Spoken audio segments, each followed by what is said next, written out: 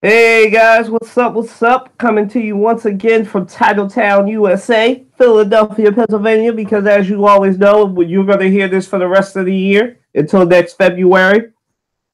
We are the world champs in Philadelphia, and we're undefeated in sports. Nobody's lost since the Eagles won. I'm your host with the most, Kyler, and this is the Crossover Sports Podcast, episode 72. I hope you're ready. I'm rocking out with Matt, Dre, Amina. We got some fire topics. I'm gonna let them reintroduce themselves. Go ahead, Amina. Hi everyone, it's Amina joining everyone this Friday evening, and we have some topics to talk about. So let's get started.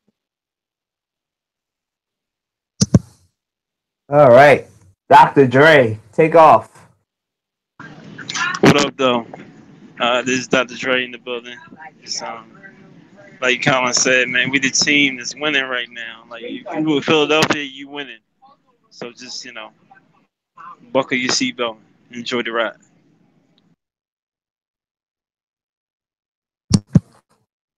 Mac Attack, you ready? Go ahead, take off. Yeah, I'm Matt, Eminem. Don't call me that. I remember I killed Dre. No kidding. But it's so far it's still a good month to be a sports fan in Philadelphia, albeit I'm not in it. But a great time nonetheless. Oh! I forgot. Baseball's here. Baseball's here. Baseball's here. Baseball's here. Baseball's here. Baseball's here. Let's go, Phillies.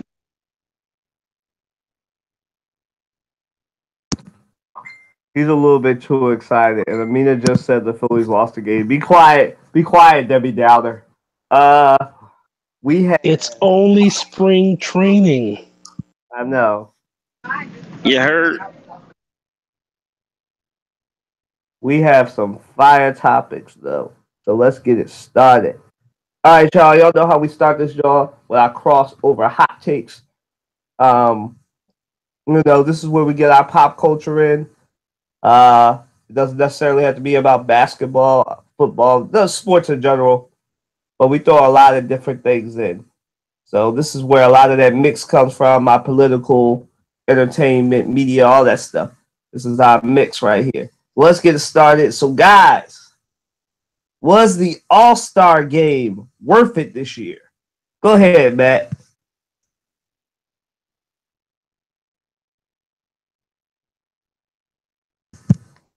Oh yeah, yo, whoa, now. I did see a little bit of it. Did see some highlights of it. I didn't see the rest of it because I was watching Black Panther, which was awesome. Um, I looked. I thought the All Star game was better. I thought the All Star game was pretty good. That's what I thought. It, at least there was some defensive plays in there. At least there was. It was watchable in my view. Uh, albeit not the national anthem, but we're not going to talk about that. Um, but but I thought it was now I want to say so much a classic, but in my view, but it was a watchable All Star game compared to the last few that I've seen. So but my only personal criticism is can we not make this for cable, please? I'm just saying, but it was pretty good.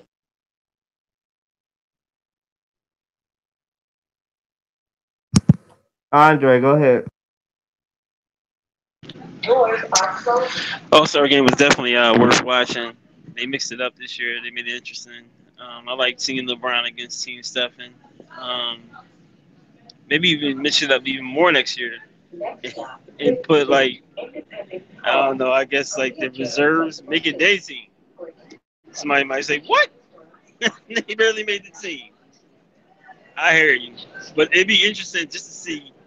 I don't want to keep seeing Team LeBron and Team Stephen, so you got to keep switching it up. But I like the fact that Stephen had Embiid on his team, and LeBron had Durant on his team. It was good though. It was a very entertaining game. They played hard. They didn't play defense as great as we want to see it, but it's still an All-Star game, so we can't expect for so much. They did a good job with it though. Doors are opening. Oh, here we go. I thought somebody had something to say. That's the meaning. But yeah, man, Amina, can you mute yourself? Thank you. But yeah, the game it was a marvelous game. Like they really competed to the end. And that last couple of seconds where they was trying to get a shot off, get a three off, it was so predictable. And LeBron was like, nah, not today. Like who would have thought the All-Star game would have ended with defense, not scoring? Let's take it back to the old school days of Jordan and them played. Let's go.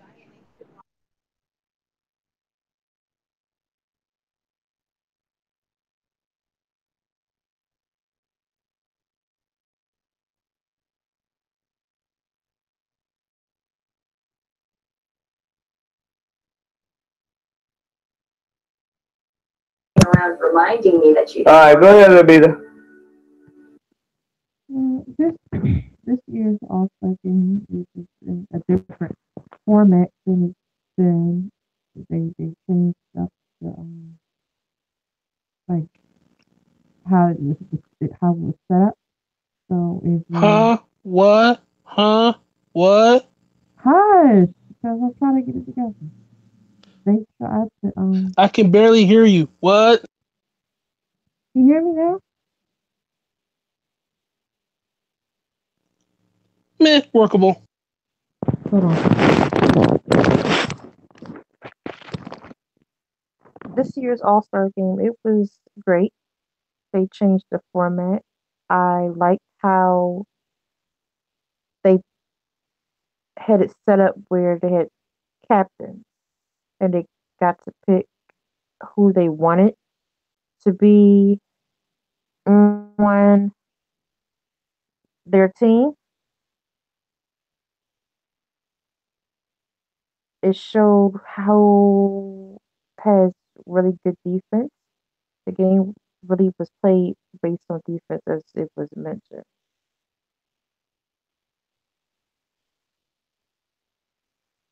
For the Eastern Conference, I'm glad that they won because they've not been successful in the last few years when it comes to the All Star game because of not being as stacked, so to speak, against the Western Conference.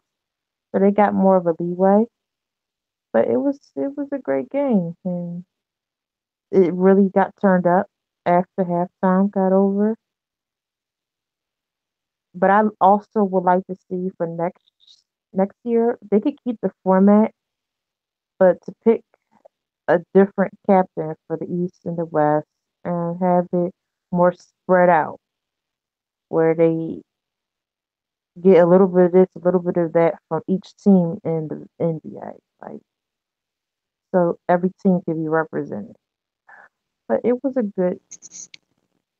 good trial run because it was different than in years past, but nevertheless, it was a good introduction to something new because the All Star game, people have been watching it for the last several years because it was kind of predictable. So change is good. So we'll see how it goes next year.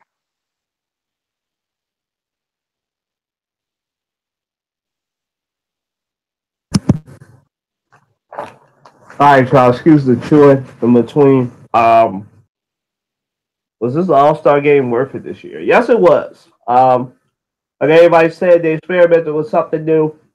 Um, I wrote an article about this called "The NBA All-Star Game Delivers." You can check that out at WatsonSportsTake.com and FlurrySports.org as well. Trying to plug all the ventures now. Let's they had a lot more of a street ball feel this year. with the team captains and taking basketball back to where it originated. For those that don't know, basketball originated in the streets. So, you know, uh, so definitely was great to see that. Definitely was great to see all the different versions of how each personality picked the games. Like Steph Curry's team was more about shooting and finesse outside of Joel Embiid and Giannis Antetokounmpo, and you know, um, LeBron James was all about the athletic freaks, and the athletic freaks wound up winning. You know, it didn't look good for him because jump shooting was winning the day throughout most of the quarters, but when it all came down to it, the two biggest athletic freaks, LeBron James and Kevin Durant, double team Steph Curry. He couldn't get a shot off, and the game ended. And it was a good game, man. The only thing I said, and I said this in the article, the only downside of the game in the weekend was the fact that they didn't televise the draft. I would love to see Millionaire Sweat, like, because it's like a fantasy draft. So it's kind of like us when you're drafting fantasy, and like when Matt or Andre or Mina still a pick that I want. And just to see that live reaction of Steph Curry and LeBron picking teams, like they really should have televised that. That was the only downside of the game to me. But other than that, it delivered, like we said, everything but the national anthem.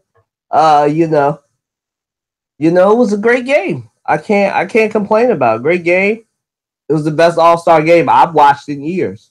So I'm very happy. Great All-Star game, great dunk contest, great three-point contest.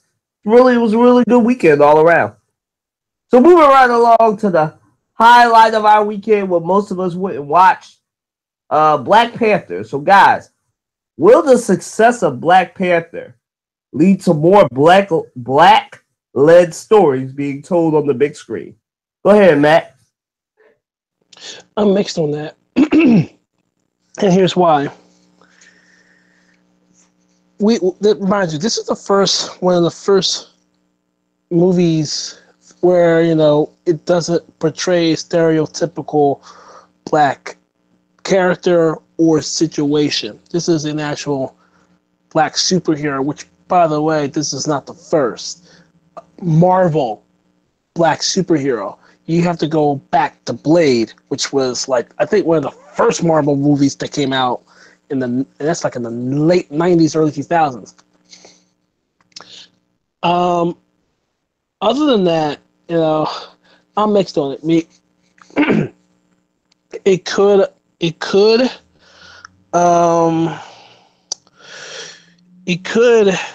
lead to success to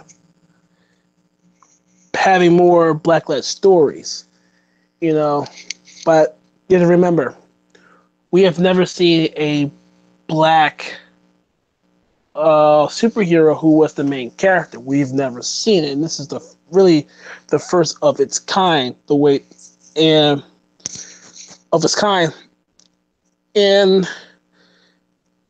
the reason I'm mixed about it also is because it depends on where it goes and how it goes.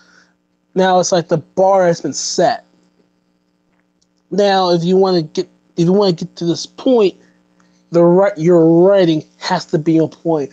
Now, we can't talk the slavery bit, the historical aspects of it. It has its place. We can still write about and talk about the stories, but you have to understand it has that part of history is going to have a dark. It's just dark. It is what it is. It's just dark, and to have a break from that dark storytelling of basically American history, it go into what we can aspire to do this, we can do that, and because of this film or movie in this case, it just sets the bar. It really sets the bar. Now, I don't, at this point, expect anyone to go behind it and just smash those records right off the bat the next day or the next movie, whatever that may be. But it set the bar very, very, very high. It just took coming to America from the '80s. It just injected and just made it more realistic, in my view. It drove it more home for us as far as all the richest minerals and stuff came from Africa. Civilizations, early civilizations, were even all the was represented. Even the current civilizations and the way they dress was represented. And it just, for me, it's just like, you know what? I can relate to everything that was going on, even with all the African culture and history that I've read and seen. It's like, I know that one. I see that one. I can relate to it and everything else. And I mean, if you have not seen this movie yet, you need to go see this. Like, today. So, but it's a bar that has been set, and it's up to us as a people to meet or exceed it. Yes, yes. Black Panther will lead to other movies and the success because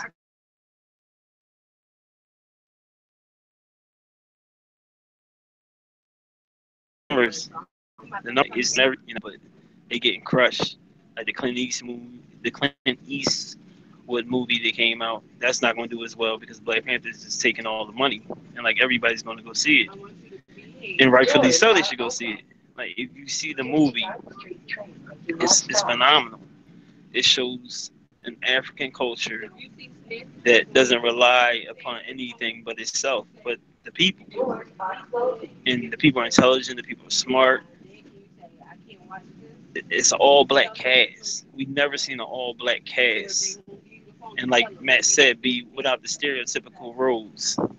An angry black man, angry black woman, or somebody going to jail for something stupid.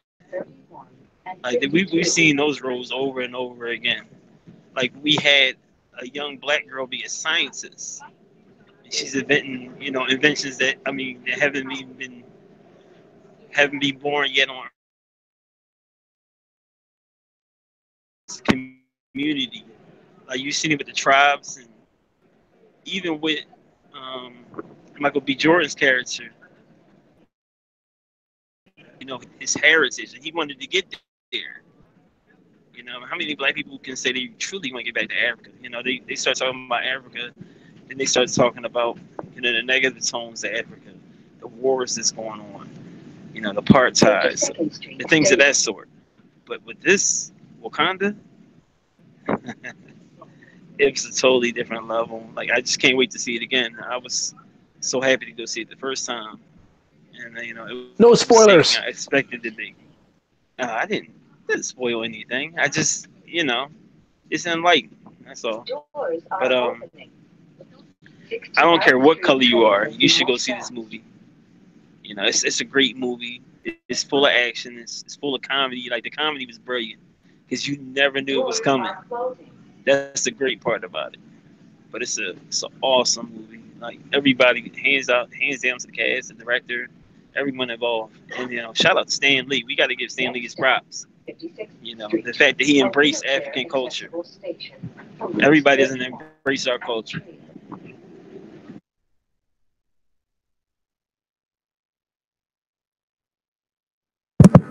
Amina, go ahead.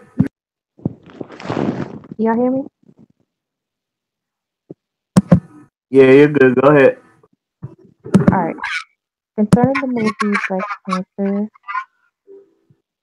as Matt said, it's raised the bar for other possibilities of other films like it or similar to come out. I don't think at this time it will be a situation where they are coming out one after another due to the climate of how the country is right now with racial situations and all that. I think this is just a test drive right now, just to see how it may go. But it was great representation. I mean, The only other film that I can think of off the top of my head that had an all black cast was The Wiz, and that came out in the late 70s. They talking about what, almost 50 years ago. So this is for the present generation compared to that film that came out. Great representation just shows that blacks don't have to be portrayed in stereotypical roles, the mammy, the house slave, the field Negro, the civil rights movement, slave.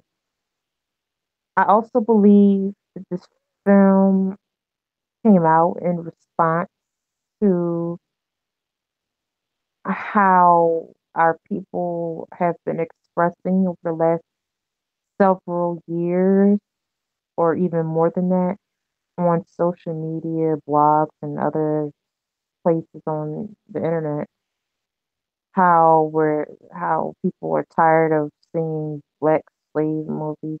Because if you think about it, most films that come out with a majority of our people, they either are slave movies or the ghetto Regin Hood movies.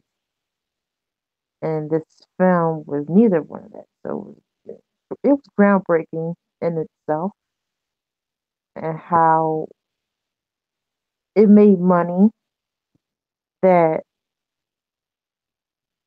doubters may have said it wouldn't make, because of how because of what the movie was about. It showed our people in a positive light. I have to give it to that. It's introduced black children to things that they may not be raised with in their homes, as far as being taught about their history and information about different things. So it's brought together, from what I see, families and generations.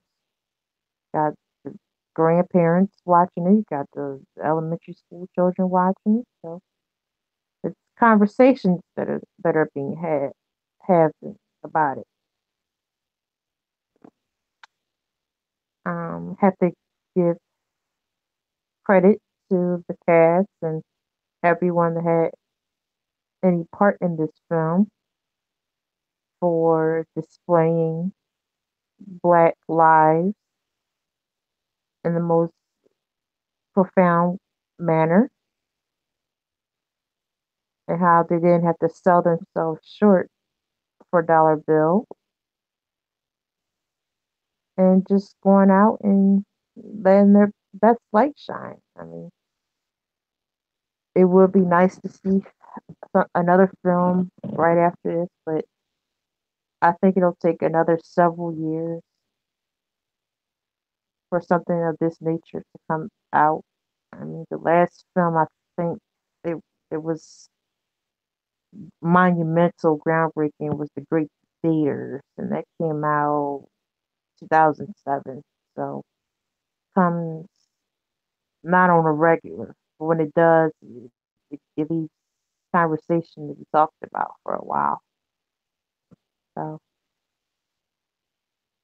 it came right on time, right on point. Black History Month. It came out in response to the several years of regular police brutality in the news. So it took the focus off of the negativity just for the little 2 hours that the film was, from the negativity that's being portrayed of our people in the media lately. We will see how long the fanfare lasts, but it's great to see people talking about something different now, like something positive. So, and hopefully, something else can come out of this magnitude to get the ball rolling. But I think it's a great start, but we'll see how it goes as far as inspiration from other people involved in the movie industry.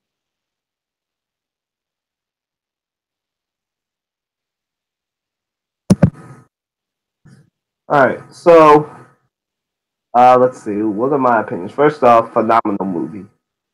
Phenomenal movie. Phenomenal movie. Black Panther's a phenomenal movie. You'll see it. Nobody here is paid by Disney or Marvel to say that. We'll see it. Uh, there was some controversy with that movie, and I'm not talking about the fact that some people in the LGBT community are mad at the movie because there were no gay characters. I'm not talking about that. I'm talking about the controversy with this movie. Some people wrongly assume that because of the title character, anything involving this movie and the comic books itself were or have anything to do with each other. Because it's called Black Panther. A lot of people, black and white, hoteps, and racists, assume that it has something to do with the Black Panther Party. A quick history lesson for those of you that don't know. Matt and I were talking about this off air, excuse me, earlier this week. And I got this education. I can't take credit for this education. This education comes from the real Mr. Watson, my father, who was a fan of the original comics and told me that in actuality, the Black Panther beat the actual founding of the Black Panther Party by 3 months. Anybody who knows their history knows that the Black Panther Party was founded in October 1966. Black Panther himself, T'Challa, came out and his comic came out in August of 1966. He beat the Black Panther Party by 2 months. They have nothing to do with each other than the fact that both got the inspiration, Jack Kirby and Stan Lee, and you can look this up. This is easily Googleable. They both actually got the inspiration for both things from the same thing. The inspiration for Black Panther came from an African country that had a Black Panther in their flag. And the inspiration for the Black Panther Party came from that same country with the panther in the flag. They both are actually from the same idea, but two different things. So I don't want anybody who listens to this podcast, the sound of my voice, to be confused. They have nothing to do with each other than the inspiration. So nothing to do with each other. Jack Kirby and Stan Lee invented this character when it was suicide to invent a black character in the 60s. And October 66, 2 months later, was the founding of the Black Panther Party in Oakland, California. So to any hotep, anybody, y'all can correct them now. They have nothing to do with each other than the fact that they both take it's very happened circumstance that they both took the same inspiration from the flag. So just a little education. Wait. So the Black Panther himself, great comic. I'm so happy he came out. Like I said, he was the Barack Obama before there was a Barack Obama. He was the first in black fiction, the first superhero ever by a major comic book. He should get his respect. He's not a B-list. He's not a B-list superhero, as people wrongly project. He is an A+ superhero just based on his history. There is no black character before him. There was none before, and there's none after. It is him and nobody else. Listen. Actually, you got Blue Marvel and Captain. The new Cap is black now. Yeah, I know, but I'm saying that he's the original. There was none before him. The next one after him, the next oldest is Falcon. There's nobody. People wrongly presume there's only one original, and that's Black Panther. That's T'Challa. I got a comment on that LGBTQ controversy. They kill me with this stuff, man. Like I feel like that's fake news. Not saying what they feel is not legitimate, but I'm saying if I don't believe in your lifestyle, don't try to push your views and thoughts and ideas on me that now it has to be in my movie. No, it doesn't. Guess what? If you don't like the movie, don't go see it.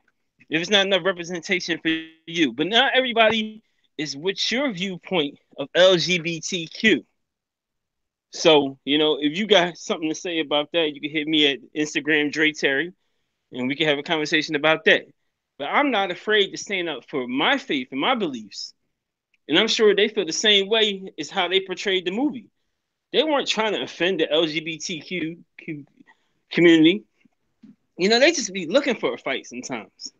When you always looking for a fight, nobody respects you, okay? You get respect by giving respect. You don't get respect by just trying to pick a fight with every little situation. Yeah, it's a great movie, but they didn't put us in it. Shut up. They shouldn't put you in none of them for just crying every 5 seconds about something. It's not always about you. And when you think like that, you're more of a selfish, you got to come from a selfish mentality than you are coming from a loving mentality. So the hell with that. And shout out to the men that started the Black Panther challenge that paid for kids to go see this movie, because what a representation of a superhero does for a young person is like, it's phenomenal. Like, I always wanted to be Superman. I always wanted to be Spider-Man. Now I want to be Black Panther. And I'm proud to say it, Like, everybody should, like, what man doesn't want to be the king of his tribe? That's really what the Black Panther represented. He was the king of his tribe. And he fought to get there. He had to fight to the death. Now, he didn't, well, I ain't going to do no spoilers because Matt said, don't do no spoiler alerts. I guess I just did when we're talking about the king of the tribe. But anyway, it was an awesome movie. And shout out to the women that started the voting. Freak that. Spoilers all the way. They had enough time. Spoilers all the way. Go ahead. They had enough time. If you spoil it, Colin, I will put my foot somewhere.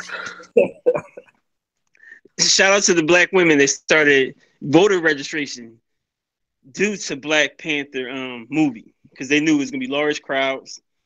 Shout out to everybody that's doing something instead of talking about doing something, because everybody's quick to put something on social media about we can all go see a movie, but can we really build our community? No. Stop telling me about that stuff. Show me what you do. I'll do you a step better. The same people that be talking, they be the last one to do some action. So I will do you a step better. Unless you're doing something. Period. I'm going to do you a step better than this one. And it's funny, and I'm glad you brought up the Hoteps and the Black conscious people and all that stuff. If you really sit down and think about it, they got me thinking. I was YouTube surfing, which I should not be doing, but I'll confess. The fact that the Hoteps, which they're just stupid in their own right, in their own thinking, and the Black conscious people. Have you ever noticed the I'm trying not to stay on this too long. You've even noticed how the thinking of it, their mindset is always the past. Okay, we acknowledge it and we see it, both systematically or either systematically and otherwise. We see this. Not to interrupt your diatribe, but just make sure you drop them that Twitter handle so they know who to come for. Don't worry about it. I got them. Don't worry about it. It's like this.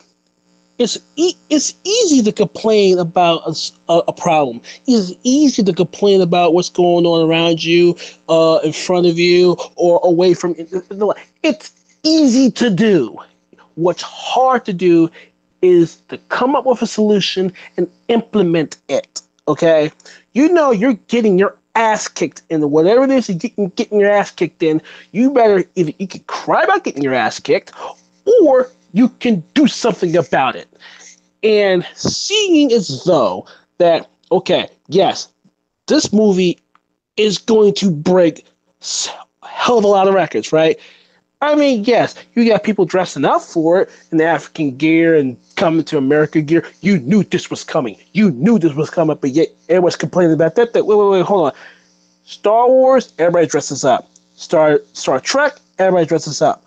Lord of the Rings, dress up. Harry Potter, dress up. So I don't want to hear that. Number one. Number two, the fact that someone had the idea, you know what, voter registration. Well, wait, look, you do what you have to do to bring people together, and if this movie does that, just to inspire someone to create change, who are we to say otherwise? Now, if you have something to say about something differently, or you disagree with my tribe, that's all right. Come see me at Small Red Home on Twitter, and I will be more than gladly to school you or to be schooled. I mean, I would like to learn, but let's not forget, you need solutions to a problem, not to bitch about them.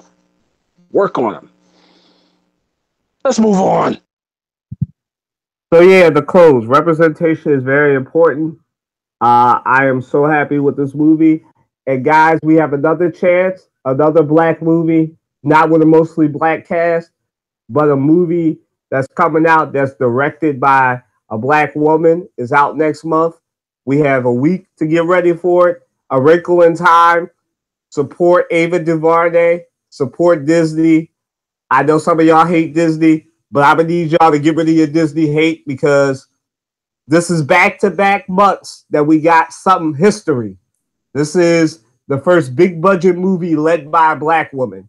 Disney is putting a lot of money into A Wrinkle in Time, and y'all need to reciprocate it like you reciprocated it for the Black Panther. I don't care that it's a mostly black, that this is a mostly black movie in comparison with movies where you're supported. I don't really like Mindy Kaling. I'm gonna be honest. I don't like Mindy Kaling. But I'm going to support this movie because Ava DuVernay's in it, and a girl named Storm Reed is the lead, and she's a black female lead. So I'm supporting it because it's a black female lead, black director, Oprah's in it, and Disney put a lot of money into making sure this movie's a success. Now y'all can't all be saying I love Black Panther, and then Ava DuVernay drops a movie. I think about a $200 million, $300 million movie that's as big, has as big of a budget, if not more, than Black Panther. Y'all need to support this movie. March 9th. Support that movie. A Wrinkle in Time. I don't care that's based off a book. Support that movie. Ava DuVernay, Storm Reed, and Disney, and Oprah. Support that movie. March 9th. No, Disney is not paying me. I just want to see more black. I agree. We should all get together and go see it together. What's up, y'all? Yeah, about that. We'll do a simulcast from Louisiana from that. Next topic. So guys, let's our reaction to the work culture and sexual allegations against the Dallas Mavericks. Go ahead, Amina. Yeah, just in a nutshell, it's unfortunate that this Met has once again, in a way, creeped its way into the NBA when we thought it was buried and, dead. It, just in a nutshell, as I said, this is very unfortunate that this is attached to the Mavericks name. And those that are responsible need to be held accountable. And that's all I got to say because this is it keeps happening, everywhere. Schools, sports leagues, companies, everywhere. And it's become a part of society at this point. And it's really nothing to delve into because we've done it with several other topics in different ways. But just those that are responsible need to be held accountable and dealt with and keep it moving and rectify these situations concerning sexual assault and misconduct. That's what I gotta say about that. Andre?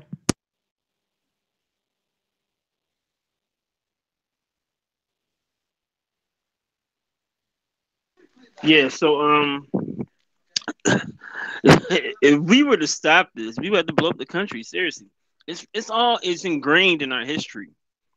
America was built on sin, basically. Just dirty, underhanded, a male culture that dominates women and treats them like they're nothing, basically. I agree with So that. so we can't be surprised when we keep seeing things like this happen. I'm not surprised.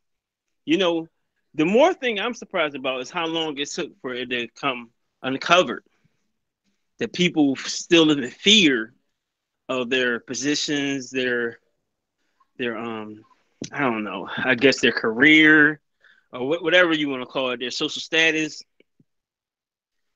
But Mark Cuban is headstrong. I can see him being like that. Like this guy's he's a bit of a nut. He said he didn't take a vacation for what 7 years. He's building his business. Like everybody needs to break. Come on now, that's just a little ludicrous. So it is sad what's going on, but I'm not surprised. I'm really not surprised. So it's gonna keep popping up because we live in a sensitive culture now where people are going to speak out and somebody's going to let us know what's going on. Like the people that we admired so much, that we love so much, yeah, they're really not that great. So they wanted to make a monster of Bill Cosby. Now we see how many monsters are in this world.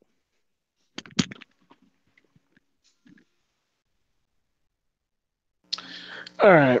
Here's the deal. I mean, as far as I was reading a little bit here and there, since skimming through it, and pretty much got the gist of it.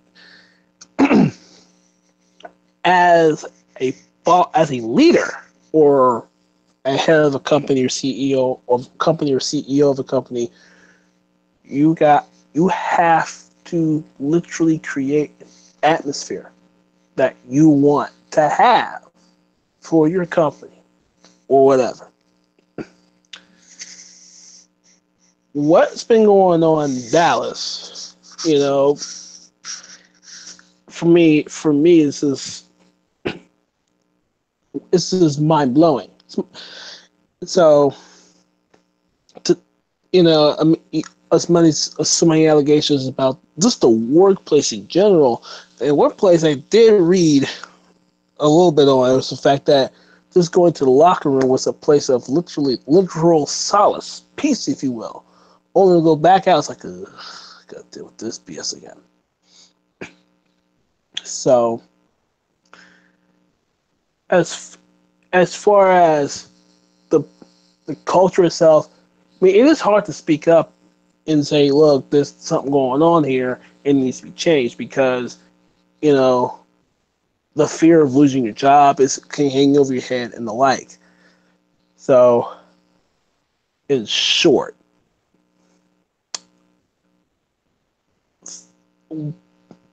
um, the way we communicate from manager to there, I don't want to use this. I'm trying to find manager colleague. Sorry, from colleague to colleague. It's just like there has to be communication. Communication. I mean, yes, there's a goal. There's a objective.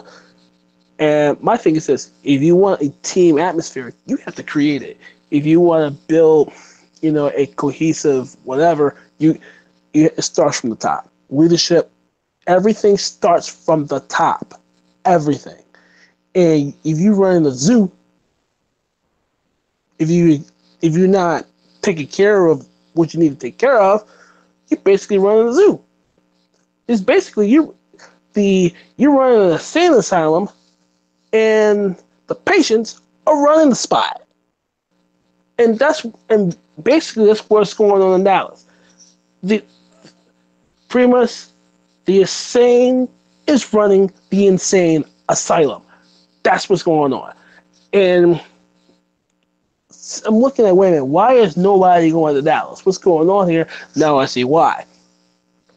This place is insane. It is a zoo.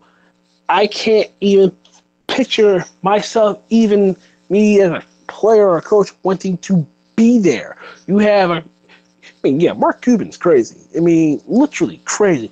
I mean, we remember one year where he was in the Mavericks huddle during the timeout. I'm like, yo, you're a little bit too involved here. Let me do my job, as a coach, and to get my players to do what we need to do. So the zoo part, you kind of knew, but now we get the nuts and bolts of it. It's like, this place is more than just a zoo.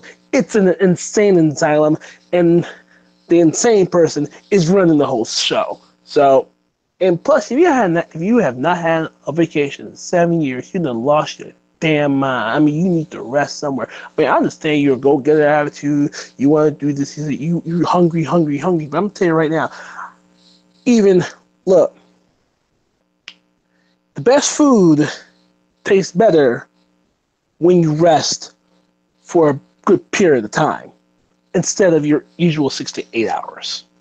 So if I were you, vacation is healthy. A break is fine once in a while, but now I see why your franchise is looking like a damn zoo all of a sudden. Now you got this story out. So this is what happens when stuff hits the fan. It's because of what's going on at the top. Point blank. I think when I shared the article with everybody, I think Sports Illustrated called it, and somebody can correct me if I'm wrong, an animal house, a real life animal house. And I think that was You're right.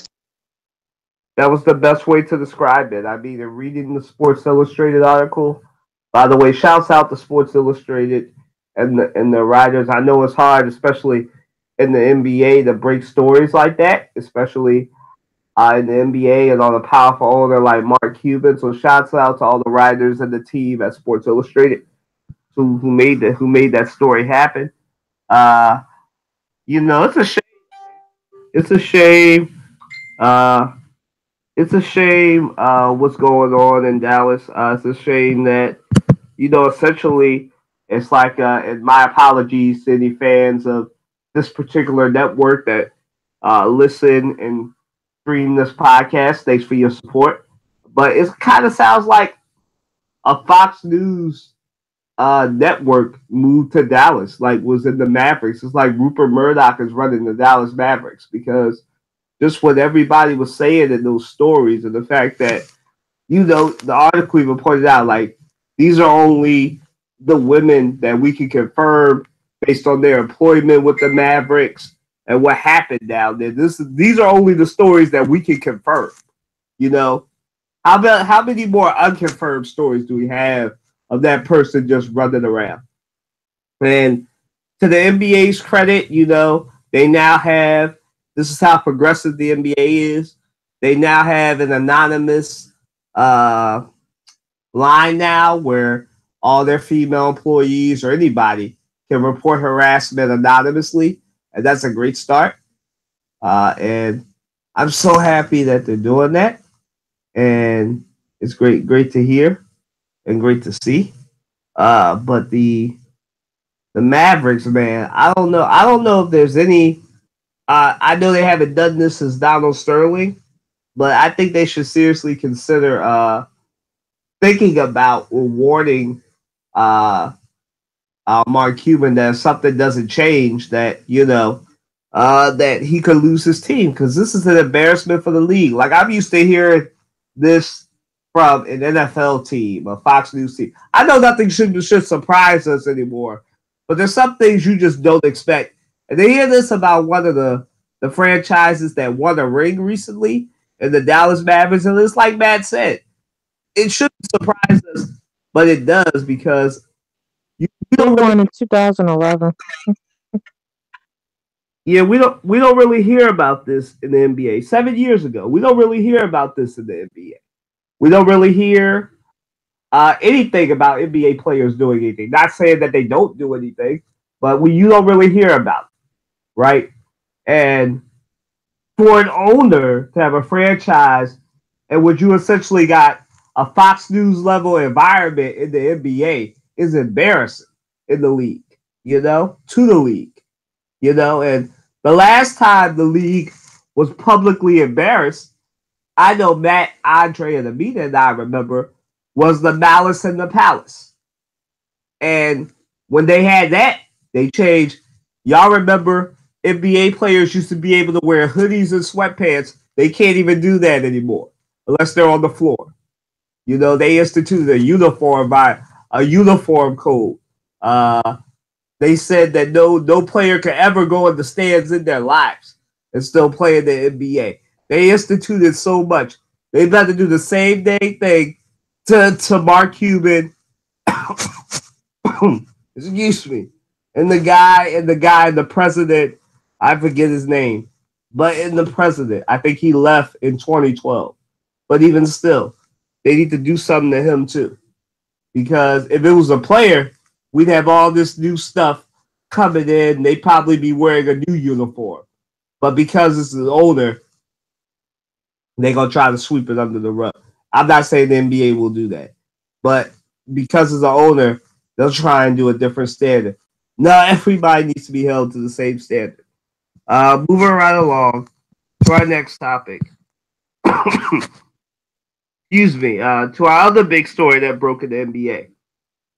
So, guys, does Kawhi Leonard's decision, speaking of surprises in the state of Texas, I don't know what's going on in the state of Texas, but does Kawhi's decision not to play spell doom for the Spurs? Go ahead, Matt.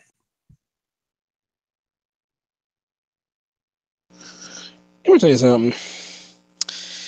The National Basketball Association, or the association for short, is really taking this freedom bit a bit too far, in my opinion.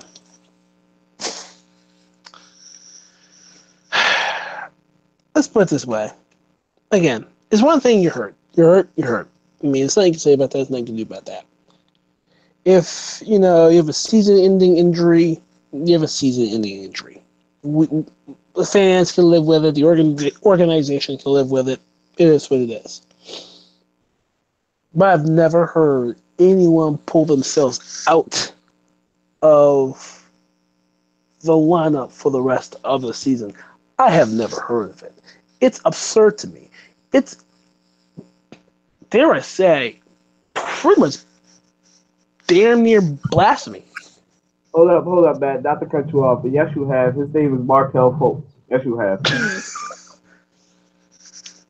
That's the Sixers. It's different. Plus, he needs to find when he finds his shot, he better get his butt back on the floor. But anyway,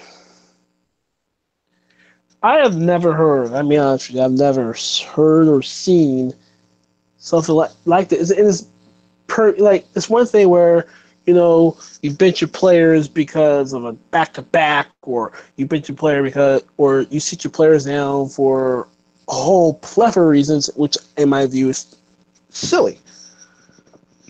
But, the fact is this.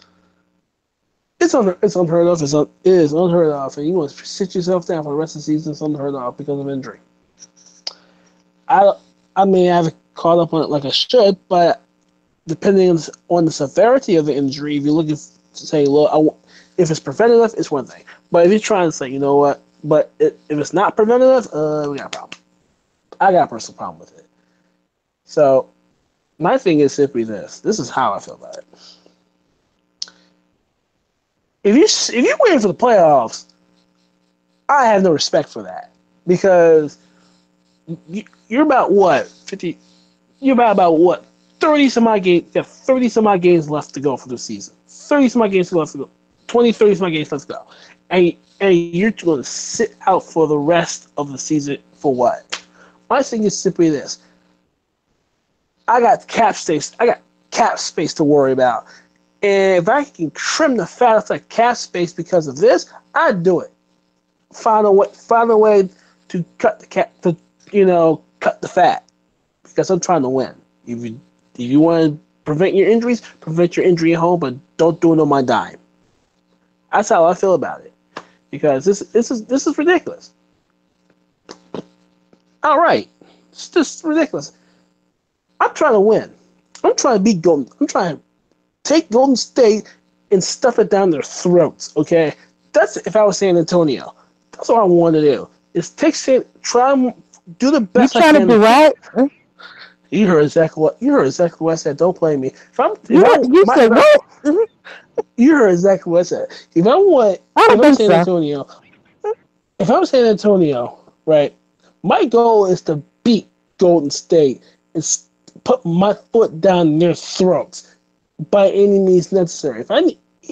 And if he's not on board with that, then you got to sever ties in some way, shape, or form, because I can't handle that. I mean, it's one thing injuries are going to happen. I get it, but this, I'm sorry, I need someone who will ride and die and beat this Golden State Warriors. Don't be sorry. Speak. I'm sorry, but I'm not sorry, but I'm sorry, but I'm not really sorry, because I need to beat Golden State. Okay. Dub Nation. How's your face? That's all it is. No. You gotta cut the head, and that is Golden State. If you want to ride, we're gonna ride me right with you. If not, let me know now, so I know who's my foxhole. I'm just saying, because Golden State's a great team, but San Antonio's a more sound, fundamental team. And look, someone's got to cut the head of the beast somewhere. Somebody's got to do it. Soft. That's what this league is. Soft. I'm so sick of talking about these NBA players. Matter of fact, professional sports players now, it's just soft, man. They want the refs that cater to their every little need. Oh, he hit me. I need a foul, ref. They be arguing up and down the court, and I ain't gonna say some of my favorite players didn't do it. Kobe did it. Allen Iverson did it. Shaq did it. A lot of players cried to the ref about calls. But, I mean, these dudes nowadays, I mean, they don't want to play because their shot is not the same. Nigga, find a new shot. I don't even want to talk about that Markelle Fultz guy. I don't even want to mention his name, man. You don't deserve a Sixers jersey. You can't get it together, man. Yeah, I know. That's out of frustration, man.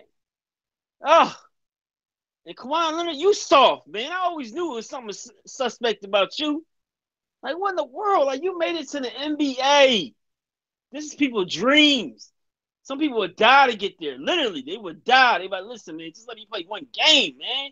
I love this game. Kids have died trying to make it to the league. Drop dead right there on the court. Man, this is definitely a wrench in their motor. Like, they're not going to be able to advance as far. They can't beat Golden State without Kawhi Leonard. Let's not kid ourselves. You know, Golden State killed Cleveland. And Cleveland had everybody named mom on their squad. You know, they had the big three. Kevin Love, LeBron James, best player in the world, hands down. Kyrie Irving. They couldn't beat Golden State. You mean to tell me a Spurs team without Kawhi Leonard, their star player, is going to win? No, absolutely not. Now, what they will do, they will show up and play hard because Greg Popovich don't play that crap. If you're going to play for me, you're going to play hard. Otherwise, you're not going to be on this team anymore. And, you know, the owner got his back, so they respect Greg Popovich's vision because he's a proven winner. You know, Greg Popovich, I want to say he's an Andy Reid of the league, but I wouldn't even stoop that low because Andy Reid hasn't won any championships. Greg Popovich has championships. You want the Bill Belichick of the NBA. That's the machine. That's what I was going to say. Great point, man. I was going to say Bill Belichick of the NBA. He doesn't answer questions how you want him to answer questions when it comes to the media. He answers them when he wants to. And the only person he would loosen up for was Craig Sager. And now unfortunately he's gone. So he loosens up a little bit for his son when his son interviews him, but it's not the same. But yeah, I feel bad for the Spurs things, man, because it's like, you know, this guy duped them into believing that, you know, he was their next savior and now he doesn't want to play. You know, I I don't get it. Like when they, I understand you got a private life, but you're a public figure now. You're a celebrity, so you do owe them that sense of listen. You at least gotta give them some kind of reason why you're not playing. You might not want to divulge the whole reason, but you got to give them something. That's not fair to the season ticket holders, to the people that bought their tickets in advance, the people that put their heart and soul into the Spurs, the people that love the Spurs, the diehard fans, just basketball fans. Period.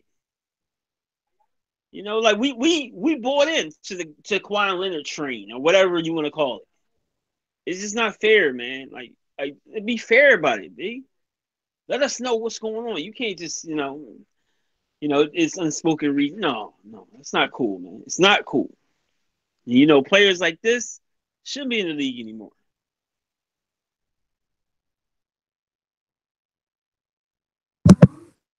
Amina?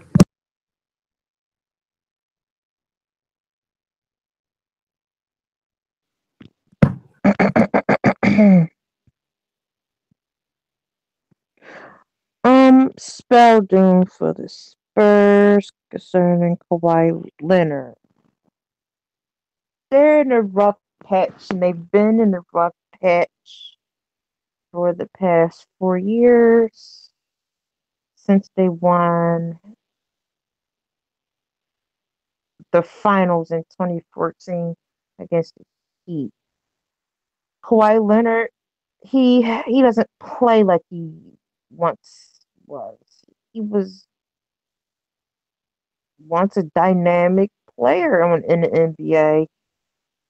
Some years ago, and he just fell off, just got injured. He just lost self-esteem, confidence. These injuries that have happened to him have not made things better, and it's sad. I mean, he was a first round pick, in the first round in the 15th pick in his draft class. So he was highly sought after by teams when he came to the NBA. His roster is good. I mean, he's a one-time Finals MVP, two-time All-Star, one-time Finals champ. He has a great resume to his name, but I, I think it's just he's not inspired anymore.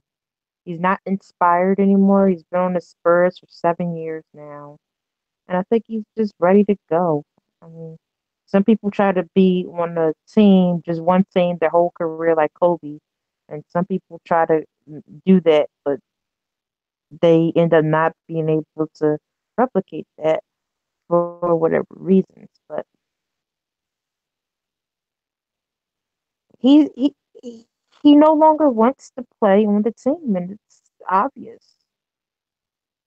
He doesn't even bother to show up and show out when he's in the playoffs since 2015. He has no team around him to function with that could bring out the best in him that I know that's buried in him. What needs to happen for the Spurs is that they either need to let him go at this point, or they need to restructure the team around him because he's the face of the team. We think of the San Antonio Spurs right now, you think of Kawhi Leonard. And the fact that the face of the team is uninspired, doesn't have really much energy, not interested to play games, it shows the strength of this team off the court and on the court. It's not so much doom because the Spurs, they're not a horrible team. They're not. They make the playoffs. But they're on a downward spiral concerning their performance and team spirit. It's not there anymore like it used to be. I love the Spurs. They're one of my favorite teams in the NBA, but they gotta reset reset, recharge, and reboot. They gotta put their best foot forward, take advantage of the NBA draft that's coming, and this year and next year. Take advantage of fresh new young players because this team can be saved. In the show, they like I said, they make it to playoffs. It can be saved, but it's going to take work.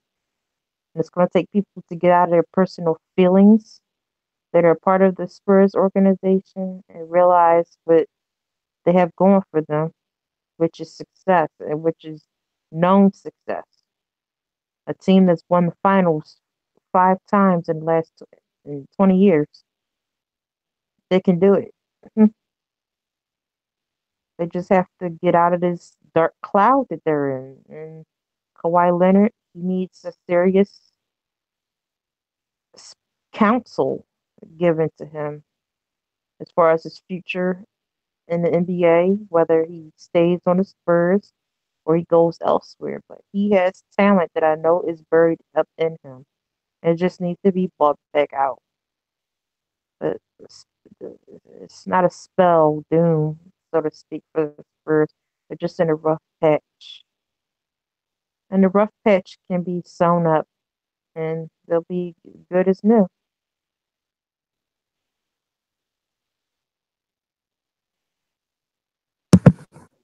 Yeah, what we have here is a failure to communicate. We have the Spurs and Kawhi Leonard both misplaying their hand. The Spurs obviously thought that Kawhi Leonard will want to come back to this trash heap of a team when nothing really around him besides an old Ginobili and a aging Tony Parker. And I think that Kawhi Leonard took a look around. He injured his quad. I've never had a quad injury, but I hear that's a pretty devastating injury to try and come back from. So I think I'm going to take him at his word. For those of you that are confused as to why he's not playing, I have 200 million reasons why he's not playing. His next contract next year, he comes up, he can get $200 million. I have 200 million reasons why he's not playing. Because he wants $200 million come next year. And if you look at somebody who came back from a leg injury very quickly, who's currently playing in LA, you'll see the main reason why Kawhi Leonard doesn't want to play. Look at Isaiah Thomas. Look at how broken he looks in playing. Now, most of that is due to his size, but he doesn't have his jump shot. He's not there. He doesn't have the lift he used to have. Why is that? Because he had the same type of injury Kawhi Leonard has. Kawhi Leonard sees that it's estimated that nobody's going to give Isaiah Thomas a $100+ million contract he wants this year because they've seen how he played. You don't think the other players look at that and say, you know what, I think I'd rather not play, especially if I got a contract coming up next year because I don't want to lose money? I respect that. I respect that because as we've seen with Blake Griffin and as we've argued on this podcast before, ever since this is the Blake Griffin effect. People have seen, all right, these teams ain't loyal, so why should I be loyal to them? Sure, it's San Antonio, but this is a different San Antonio. Tim Duncan ain't there no more. Manu Ginobili and Tony Parker, like I said, should basically be in the retirement home because they're novel. But hold on, Colin. Did it not pay off for Kobe Bryant that played through every injury he had? Did it not pay off for Allen Iverson that played through every injury he had? It didn't. They had their money and then they looked like shell of themselves. Would you rather have people look shells of themselves at the end or look the way they should look? Most superstars don't go out great because you know why? Because it's hard to look. Listen to me. It's hard to come down from being on top to going down to like a role player position. Vince Carter's doing it well, but not everybody does that well. Right. But Kawhi Leonard is only 24. That's what I'm saying. He's got a lot of years left on him. He's not Kobe Bryant. Kobe Bryant was at the end when he got that Achilles injury. Kawhi Leonard is 26. He'd be 27 in June. But even for a 27-year-old, as a GM, he is not worth $200 million. Kobe had plenty of injuries. He had arm injuries. He had everything. Like he had so many injuries. Like he said, my arm would have to be broke in order for me not to play. He said, these players nowadays are soft. And I said the same thing. And he readily admitted that he came back early, and that's why he looked like trash at the end. He even said, I came back early when I shouldn't have and looked like trash at the end. You might say everybody looked like trash at the end, but Kobe Bryant is a prime example of what happens when you come too early, when you come back too early. I just gave you another one. Look at Isaiah Thomas. Why do you think he got traded? Because he was useless. The Cavaliers should have never traded for him. I agree with that. They should never. He's too small. I don't know how they thought he was going to use him on a defense side. That was just not even smart thinking. But that's what I'm saying. Most players look at these players and say, all right, Isaiah Thomas lost money because he came back early. Kawhi Leonard doesn't want to lose money. You might not think he's worth $200 million, but he's a finals MVP, and he's the best defensive player in the league. Nobody competes with him on the defensive floor. The best two-way player in the league is Kawhi Leonard. You might not think he's worth $200 million, but he's got 2 rings and a finals MVP that says, I'm worth $200 million. Nah, with those injuries, you ain't. Not the way you like saying I'm not going to play the rest of the season. I will not pay $200 million. You can kick rocks on that one. If anything, if you're 27 years old and you're about to be on the downside of your career, so you say, guess what? I'm going to give you at least 20 times. I'll give you a 5-year deal, but not $200 million. You can kick rocks. I'll give you 180, 170, if not 150, but not $200 million. Kick rocks.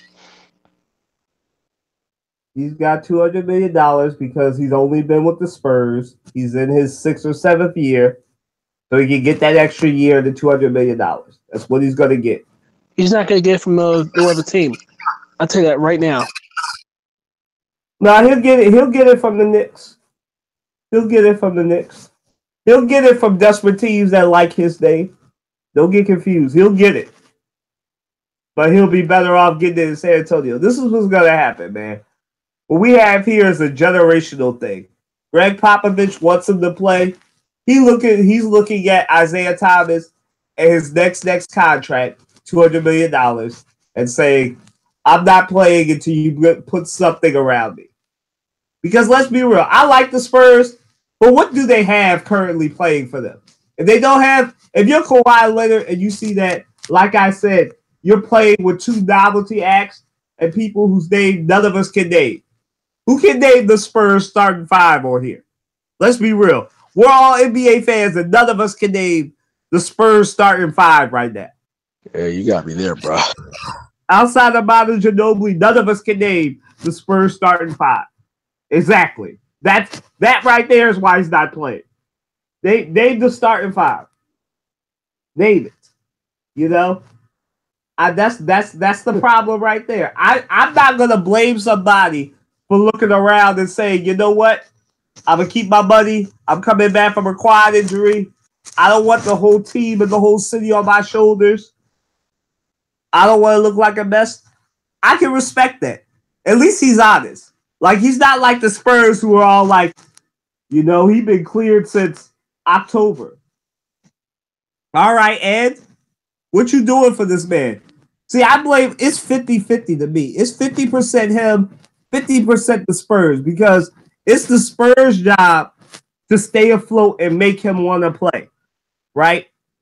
You know, Andre just said that everybody wants to play in the NBA, but not everybody wants to do a lot of work and then have to see the Warriors and wear themselves out getting to the playoffs, then got to get back up to face the Rockets and the Warriors. As LeBron James showed us, if you face the Warriors tired, you're going to get nearly swept. You can't do it. You know, you can't do it. So Kawhi Leonard's going to give his all to get eliminated by the Warriors or the Rockets early. Because right now the Spurs are a 3 seed, I believe. 3 or 4 seed. Right? No, matter of fact, they're the 4th seed because they're behind the They're behind the Timberwolves. So they're the 4th seed. Which means they're going to see either Golden State or the Rockets in the second round. If you're Kawhi Leonard, do you really want to come back to that? A second round exit?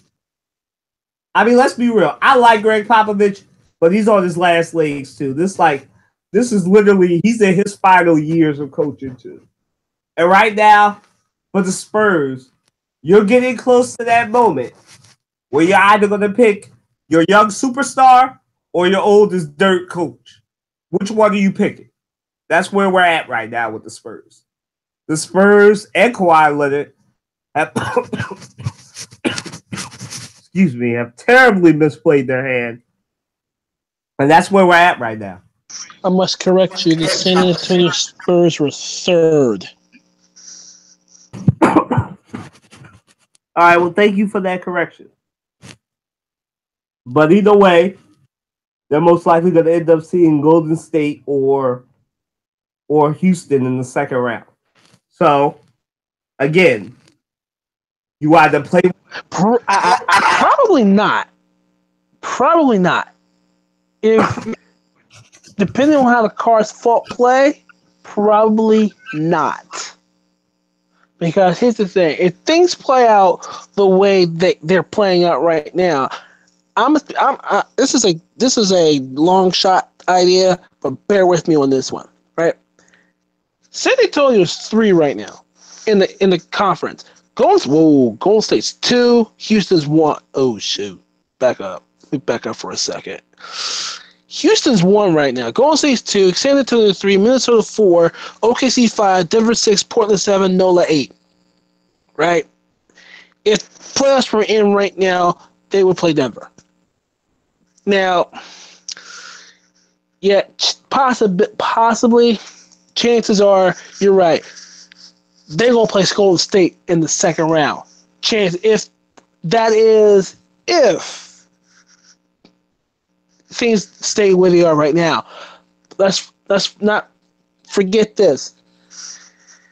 If Golden State can take back the number 1 spot right now, because they have a game in hand. It looks like, but still, it's between Golden State and Houston right now. And I expect Golden State to be number 1.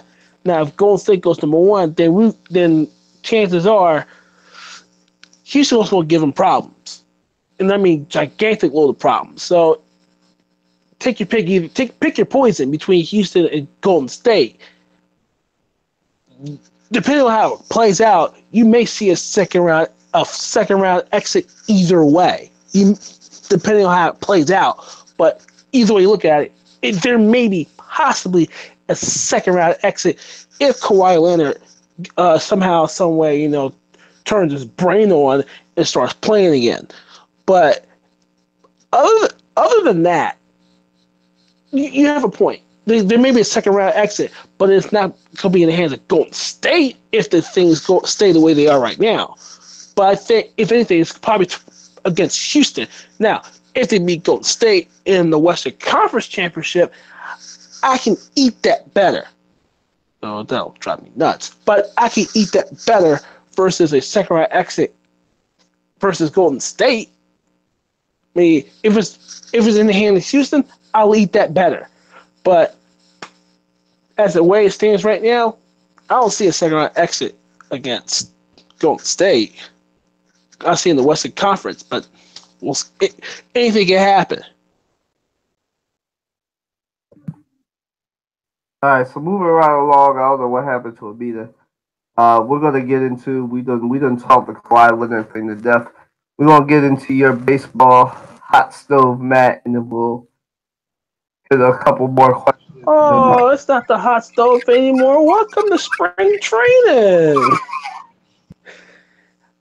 And the best part about this is simply that Scott Boras knows how to play this game. Okay, for those of you that don't follow baseball, Scott Boras is a big name agent in the world of MLB. Okay, big name in MLB. Now, watch this. Jake Arrieta and the Phillies are talking, basically, just talking. Arrieta wants a long-term deal. The Phillies, they're not looking for that. They're looking for something more of a 3-year deal. They got the money for it. They got the money for long-term, but they don't want to invest in it because, look at their farm system. It's loaded. It's jam-packed with talent. I mean, one of the best farm systems in baseball right now. And this rotation needs an ace because we ain't got one.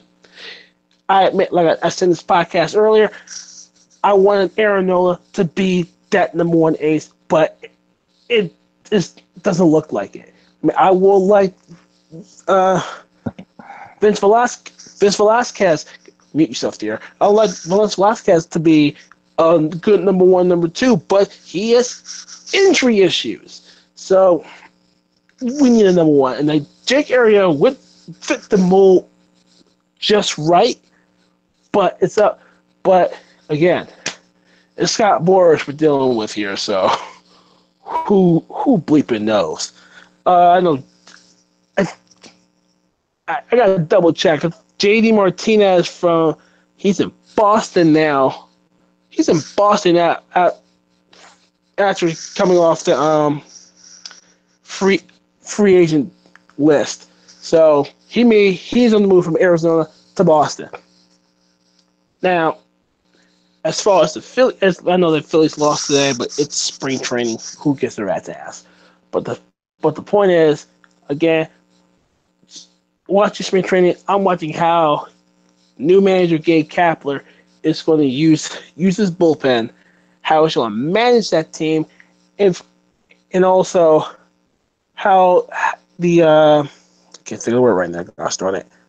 Like chemistry, this chemistry, how he's going to rebuild and remodel this young nucleus into hopefully a contender. If not this season, which I don't think is going to happen, next season, because I'm telling you right now, next season is what the Phillies are trying to make their mark at. And I know a lot of big name free agents are out, like Manny Machado, Bryce Harper is out there next year. So the Phillies got money, which means for third baseman Maikel Franco, this is make or break. This is his make or break year. He makes it, gets a new contract. If not, toodles. So for Maikel Franco, who I got big expectations for him, he has to come through offensively. He really has to come through offensively. If not, I expect Manny Machado to be in a Phillies uniform next season. But it's all up to that third baseman over there in the hot corner. And Kylan, it's spring training now, so the hot stove has been turned down a little bit. I keep telling you to come up with the segment name, Diva. Working on right now. Right now we're in Florida, in the sunshine. You know, spring training. It's gonna be until opening day. Your spring training corner. just spring training. That's it. Yeah, all right. We're gonna move this around. Because we have a lot of stuff. It's a lot without football. It's about to turn into the basketball podcast. So, and the baseball. Kick rocks. With some baseball, hockey thrown in there. Speaking of this, we're gonna try and cover hockey a little bit better. So we're gonna start with this, with how all of our weekdays started. So, what do we think of another racial incident in the NHL? We'll give Matt a break. Let's start with Andre. Go ahead, Andre. Oh, yeah. Andre, you there? Andre? My fault. I got distracted. What's the question? The hockey. Shut up, man. I can't hear what he said. What'd you say, Colin? The hockey stuff, man. What happened in Washington with the whole guy was taunted by some white fans in DC. I mean, not DC, Chicago. I don't know nothing about the situation. Y'all gonna have to. I'll answer last. I'm gonna do some research. Well, As you're doing the research, this is what's going on. Basically, remember, there ain't not a whole lot of black brothers in the NHL, number one. Number two, um, from what I understand, he was in the penalty box. He was in the penalty box. And a lot of fans were hurling racial slurs at him in the box. So that's what's going on. This was I think it was in Washington, I believe. I thought it was a Caps Blackhawks game. Now, remember, we're in Trumplandia. You forgot about this. In Trumplandia, all the crazies come out. You know, remember, this is Trumplandia. This isn't Canada. This is Trumplandia.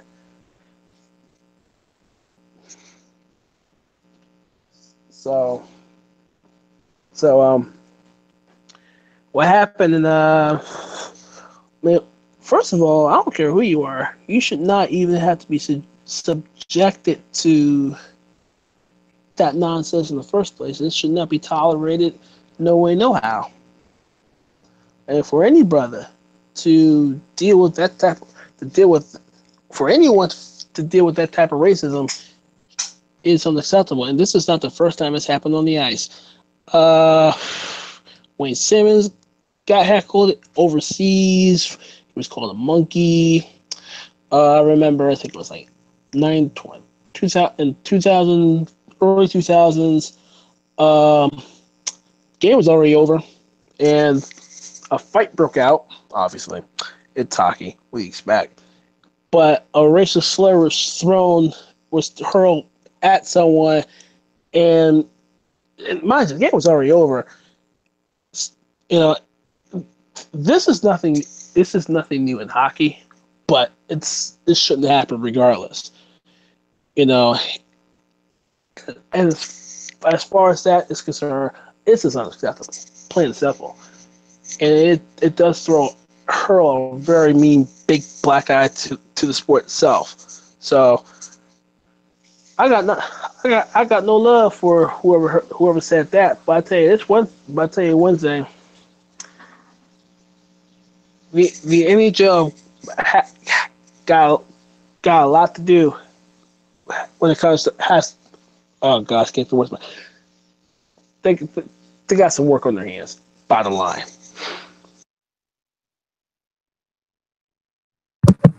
Amina,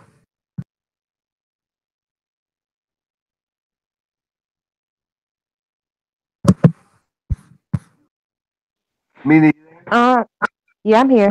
I was unmuting myself. This just goes to show that they can't stand the power that the black man has. They hate the black man. They can't stand him, and they want no parts in him. Quite frankly, if they research sports history, they would find out that we created every sport known to man, woman, and child, including hockey. So they don't have anything. They're mad and they call us whatever they want to call us names, the N word, B word, whatever. And it's just unfortunate. To my knowledge, I think there's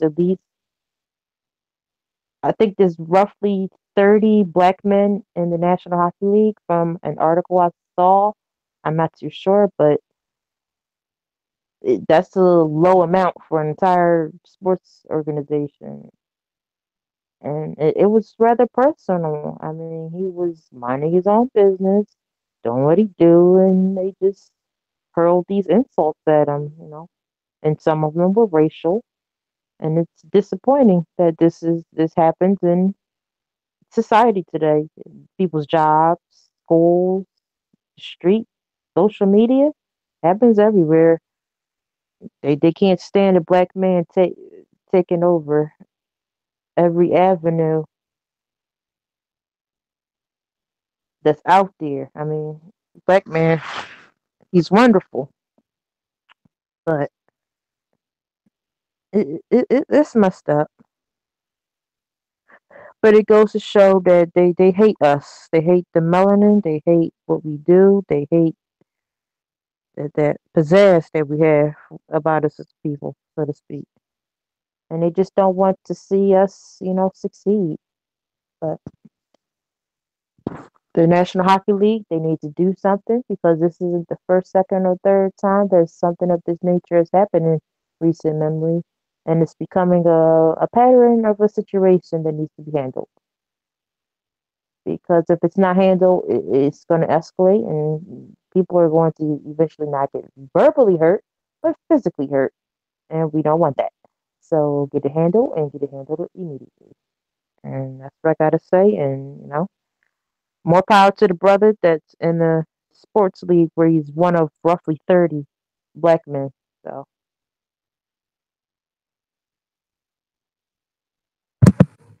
Yeah. Go ahead, Dre. Yeah, I agree with Amina. I agree with Matt. It's still sad. Like that's how you gotta come at it now. Like when you see situations like this persistently keep happening because the color of someone's skin, the difference of their culture. That's all we're talking about. They're still a human being. They breathe air like you do. They're they got the same challenges in life, but it's just it's really sad. That's what it is. That somebody chooses hate over love. And they're so busy trying to keep the black people down, the darker skinned people, not knowing that the Asian American is stepping up because they working harder than most. They got a whole Chinatown. Ain't no black town. I guess you call it the hood, but that ain't no progression there. If anything, it's destruction there. They're killing each other over drugs. They're robbing from each other. They're raping each other. That's not a great community you want to have. You have some black communities that are doing well, but that's really far and few between. There's some just barely making it. They live in check to check. So they're so worried about us. They don't realize you can't stop progress anywhere. Just trying to keep doing things that's underhanded and dirty to people. It's only throwing fuel on the fire. That's all it's doing. Because you're making people have a reason to say, I'm more determined than I ever was. And that's what's happening.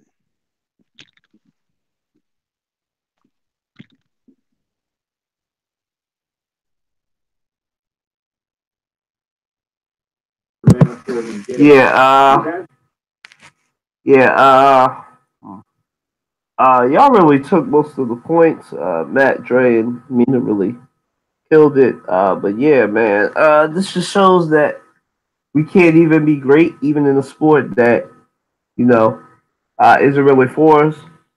But my big ups to the brother. I think it was Greg, not Greg Ward, maybe Joel Ward. It was a Ward, I believe.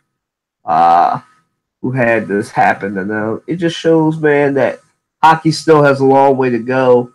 Gary Bettman is one of the worst commissioners in all four of the major sports. I know Matt's destroyed him plenty of times on these podcasts, so I won't rehash that. But you got to do something about this, man. This is like the fifth or sixth incident in hockey in like the last 2 years. As Matt referenced, the Simmons incident, which I think happened in Canada, if I'm not mistaken. And that's his home. That's where he's from. You're not even safe where you from, and it's hockey is a sorry league. The NHL is a sorry league, and it's just a shame, man. Like Amina said, the Bulls won the 30, and it's just a shame. Like I said, I really don't. I mean, most of the points were taken, but you just he was a defenseman for the Capitals, and he can't even be great in his own home city without people saying something. And I mean, this is what happens. This is just how bad the political diaspora is in this country, where people see a black guy just minding his business, be it the athlete or the hockey field, and they still want to say, I can just imagine what they said to him.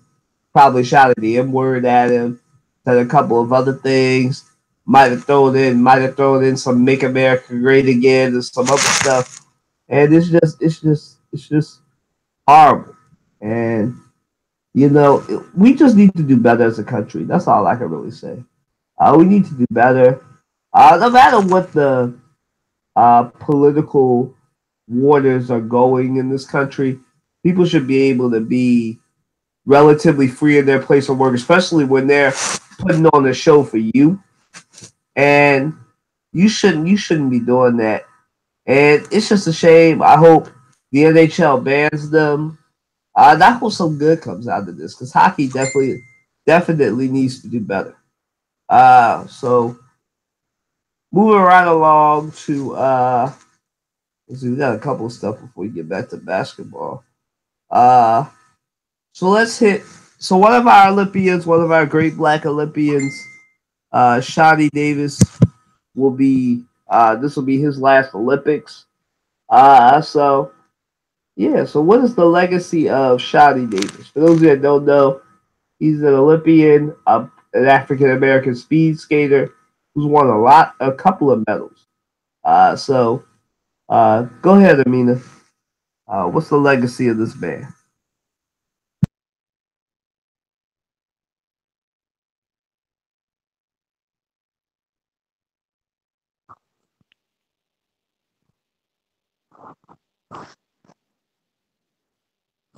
Concerning Shawnee Davis, say his name Shawnee. Yeah, Warren Shadi Davis. He's a speed skater, black Right. speed. When I was going over his resume concerning the Olympic history he has awards dating back nearly 20 years. So this guy has truly stacked his coins up. He stacked his resume up. Most of his awards, literally half of them are gold. The rest of them, I would say about 40% silver, and and the other 10% bronze. This man is dedicated to the Olympics. He's dynamic speed skater and to only be 35 years old. He has cemented himself in Black Olympics, so to speak. Gonna use that word, Black Olympics. He's a world champion. He traveled all over the world. He's out beating people, and nobody can take his legacy from him. It's etched in stone. He, for speed skating, he may possibly inspire a young black girl or a young black boy that may be interested in that to come forward. He may be like, Serena or Venus Williams for speed skating, or like, Tiger Woods for golf, is the equivalent. And for speed skating, it just goes to show that black men and women, how we don't have to partake in stereotypical sports to make it far and be successful, like with basketball or football or baseball. You could do something different, but still be A1 on top of your game. And that's what he's proven, where you don't have to go to status quo, but you can still be great.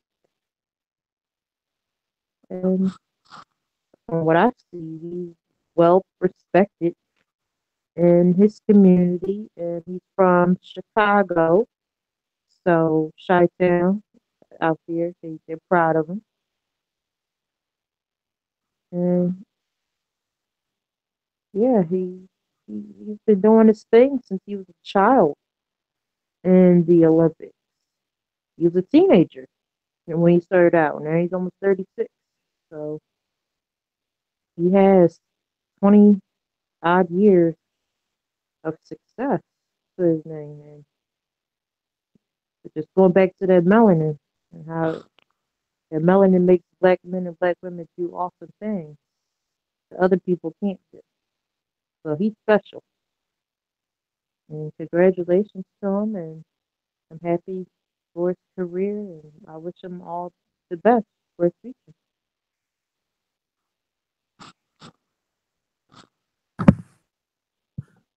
All right.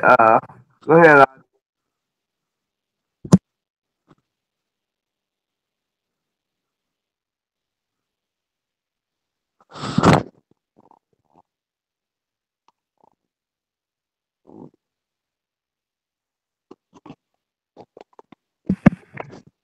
Dre, you there?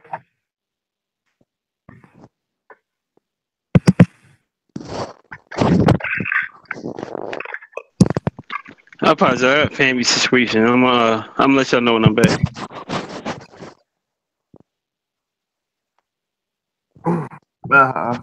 Go ahead, Matt. You back yet?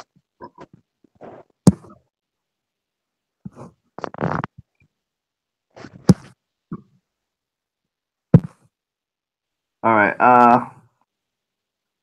All right. Shadi Davis, right? Shadi Davis is one of the people who got me into the winter. For real, he got me into the Winter Olympics. Uh, I really like black representation. I really like seeing a black man skate.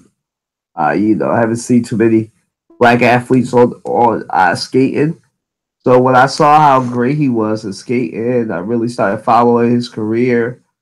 Unfortunately, I haven't really followed him in this his last Olympics. But like Amita said, he's had a very expansive career for the past 20 years of his life, and or his career, I should say, 20 years of his life.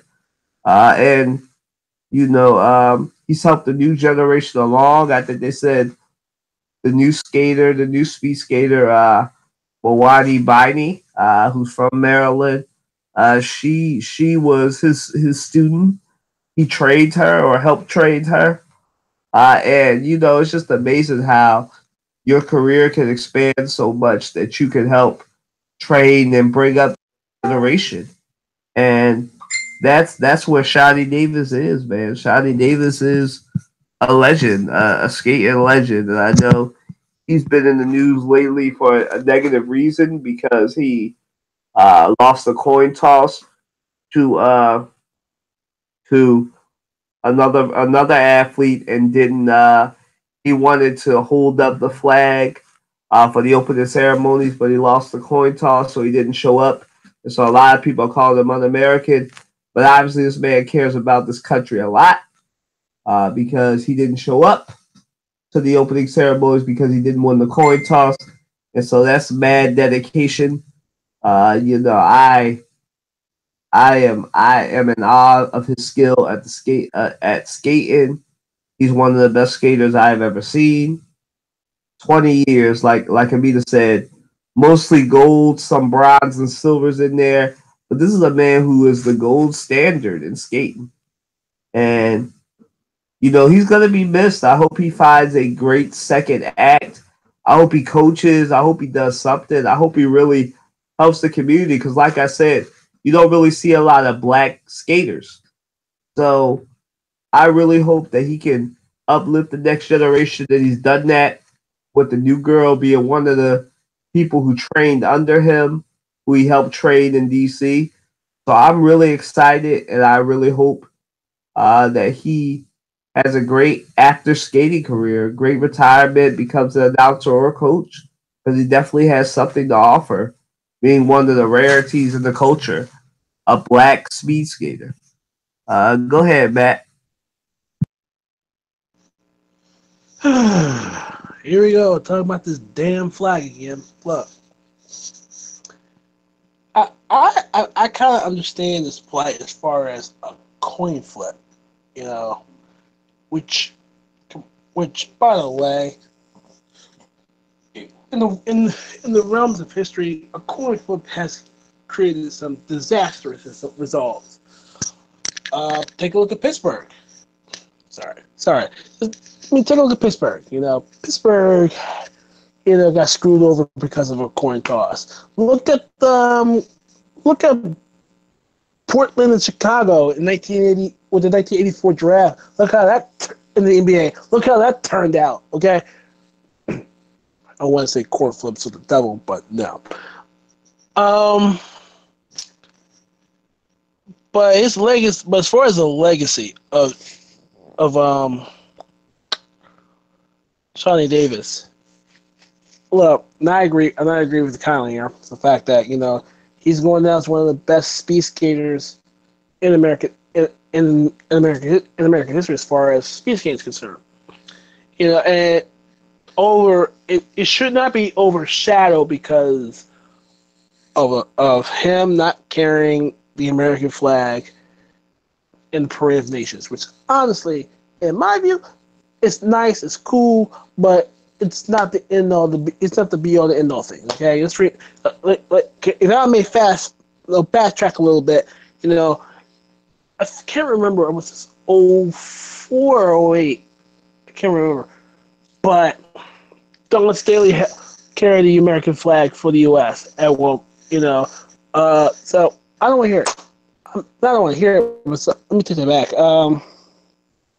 It's bigger than carrying the flag in my view. It really is. I mean, if you want to gripe about it, gripe about it. But to me, it's not a big deal.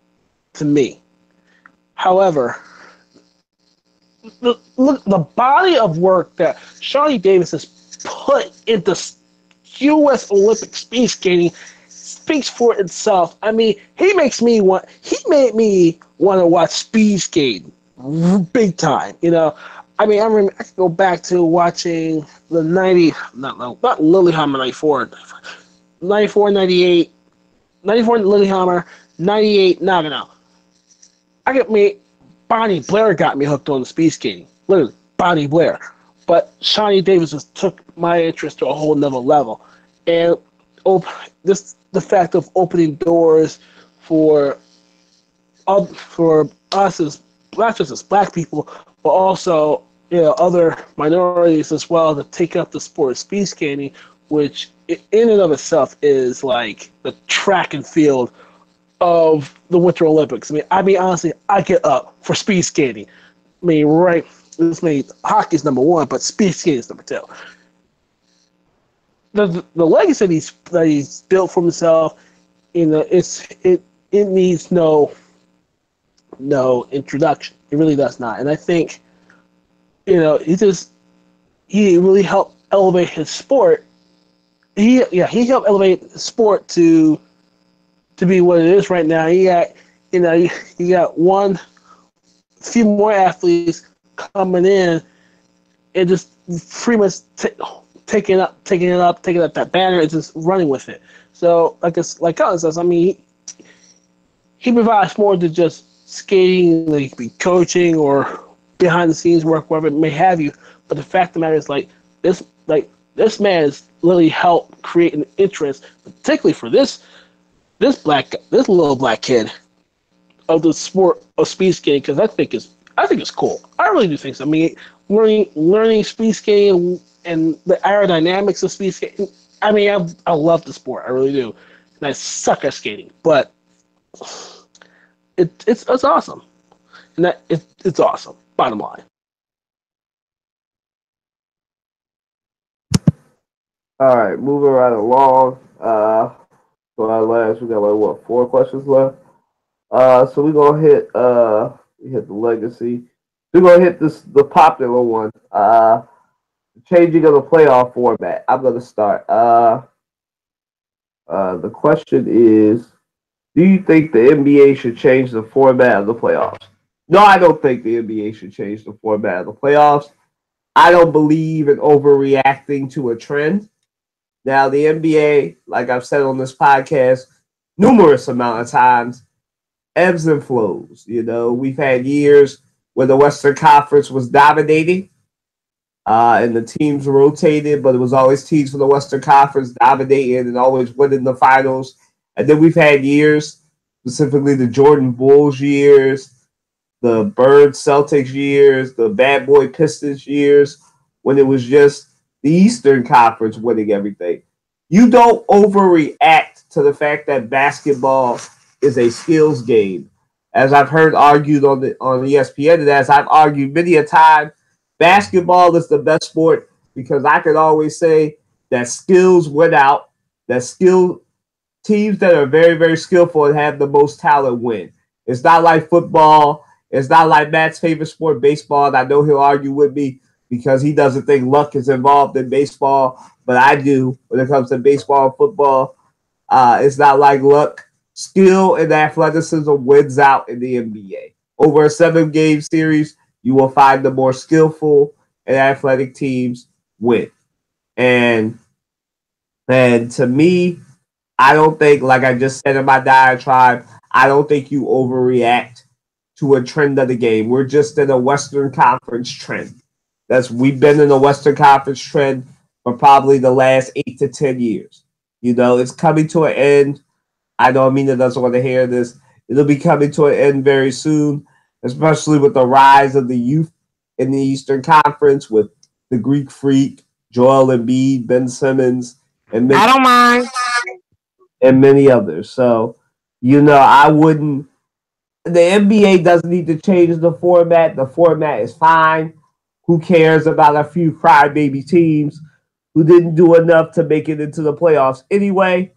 So, I don't think they should do a 1-16 seed because there are just certain things that the NCAA does better, like having, excuse me, like having every, like having every team, playing in one arena.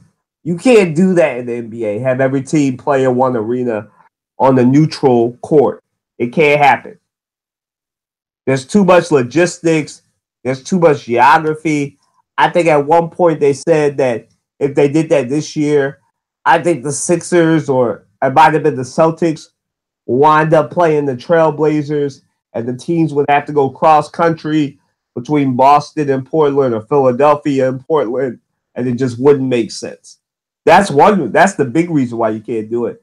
The other reason is you don't overreact to a trend. The Western Conference dominance will be ending soon. Then we'll be having the same argument in a couple of years when they'll be like, there's too many Eastern Conference teams winning. There's ebbs and flows. It's basketball. It's the game of trends. Go ahead, Matt. Oh, just to answer your question, no, the format doesn't need to change. Go ahead, Matt. Let me tell you something. This is why I can't stand with some NBA fans and NBA people in the NBA. This is why I can't stand, okay? First things first. And I agree with you in this one. You do not, I repeat, you do not react to trends, okay? But I'll give you my take on this one, okay? First things first. And I'm glad you brought this up. Say you go from 116, right? It is a logistical nightmare. God forbid you do the 116 bit, right? And you did point out that Sixers go to say Portland or LA or somewhere like that. It is a nightmare. It's crazy. You're going on a cross country trip just to play a 7-game series.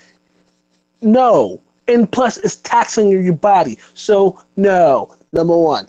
Number two. Yes, East versus West. Yes, the Western Conference is a very strong conference right now. But Kyle said, I agree with Kyle. It ebbs and flows. To be reactionary is the worst thing you can do. It is the worst thing you can do. That's number two. Number three, okay, to sit here and literally I understand you people want things to be more competitive, to be more this. I get it. I understand it. I understand you want that that competitive drive. You don't want no blowouts. You don't want this. If it's a blowout, it better be a damn good one too, and not no lopsided ones. But I understand that you want things to be balanced. Can I be honest with you? When life, you know the old saying, when life gives you lemons, what do you do with it? Look, the Eastern Conference is the Eastern Conference right now. It is we all know about the youth movement in Milwaukee, New York, Philadelphia, and the like. We get it, okay? Although, Toronto holding their own, Boston's doing their thing, Cleveland finally got their shake up and kind of got their lives back in order some way, somehow. But to sit here and believe the fact that you should shake things up, go from 116 just to make things more competitive, you have lost your damn mind. You have lost every ounce of sanity, if you will, to say that just for the craving of, I don't know, competitiveness. I mean, I understand parity. I mean, there's parity in football. There's more parity in baseball, although sometimes I disagree with it. Sometimes I can live with it. I can live with more parity. I get it, but this is the NBA. It is what it is. I mean, the NHL, the first top 3 in each division, go. You have the last 2, you're on your own. But look, top 8 in the East, top 8 in the West. It's been that way. Why? If it ain't broke, do not fix it. But yet we have people that want to fix things that aren't broken because they want to make it better. Let me put something to you this way. People who try to fix things that aren't broken makes it worse. Okay? So I want all y'all fans, NBA fans, to know this is a good thing going on. It's been working for quite some time. East versus West. Don't do this 1 to 16-bit. This is not the NCAA. If you want that 1 to 16-bit, go to the NCAA. You get this competitive everywhere from 1 to 65. I think 66 now, but still, this competitive there. Don't bring that. Don't you dare bring that parity over to the NBA because it's a whole different league here. So no. Here in the NBA, it ain't broke. Don't fix it. Because I'm sick and tired of people trying to fix something that's not broken or have this dream, this utopian greatness. Like, no. East versus West, best 8 versus your best 8, have at it. If you miss, oh well. If you're 9, 10, 11, well, you should have played better. Oops, oh well. Hate giving out these stupid consolation prizes. It's stupid.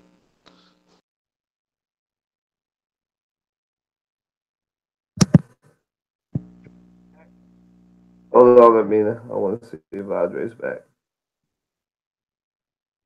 I guess not. Go ahead, Amina. No, they don't need to rearrange, redo whatever word you can think of for the NBA's playoff season. Every decade, it's either the East or the West that's running the NBA, and right now it's the West. In a few short years, I can guarantee you that the West will go back to the way it was, and it'll be, the East taking over. It's always the East and the East and the West, and vice versa. And it's always been like that. I don't think it needs to change because it would throw the season off balance for one, and it would make people's journeys to get a ring a lot easier. People are starving for rings. People want rings. People that have rings want more rings. Everybody's after a Larry O'Brien. And only one team can get it at the end of the season. So some people just want the playoffs to work in a way where you ain't got to have much work to do for it, and for it to be, a dance competition. Just walk through it, dance your way to the finals. Ain't gonna be like that. It needs to stay just like it is now, how it's always been. Keep consistency, keep it regular, and keep it how everyone has always known it. Because change the playoffs, then you gotta change the regular season. You gotta restructure everything. That's just too much. Too much energy, too much work. Just keep the playoffs like they are. They've been working fine for all these decades, and it will continue to work fine for many decades to come. Uh, People are upset because they can't win rings anymore. No, here we go. Here you go. Talking about you and your damn rings. I don't want to say how many rings you got. Of course, you're top dog right now. So I'm not talking about my team. I'm talking about some people. Um, for example, LeBron James over there. He's one of the ones that's vouching for this because he realizes that he'll never get another ring again in Cleveland. He's a free agent in the summer, by the way, and he's trying to get the NBA to work in his favor to get another ring, which won't happen. Oh, no. I'm going to tell you right now. Look, this is why I can't. I understand he is the NBA's poster child, and I get it. But sometimes you have to say, if I'm the NBA, I am the league, I am the association, I have to say no. Because this format has worked. To go from a 116 exactly. game, If it ain't broke, don't fix it. But yet, like I said earlier, people want to fix things that aren't broken, and then it turns out to be a complete and utter disaster. Exactly, And we've that's seen what I this said. before. Mm-hmm. Yeah, there's nothing wrong with the format. The format has been working well. If you can't compete in the playoffs, you shouldn't be in the playoffs. That's my thing. Keep yourself. I'll go one step further. If you know your team doesn't have a chance, you should put yourself in a better position so your team does have a chance. Or forfeit. No, we're not forfeiting nothing. But the thing is, here you go. But the thing is, I mean, look, Cleveland is, as of right now, still a dumpster fire to a point, though it's calmed down a little bit. But I'm like this, look, your job is to beat the people that's in front of you. That's the bottom line. That's your job. Now, you may go, if you go to 16, okay, it may be worse for you. So my thing is this format has been working. Shut your face, play the game. Exactly. But to those of you that feel the need to debate us, you got the new school logic. You could debate us whether you got screw the new school. You got new school logic. You got marijuana on the brain. Whatever you got.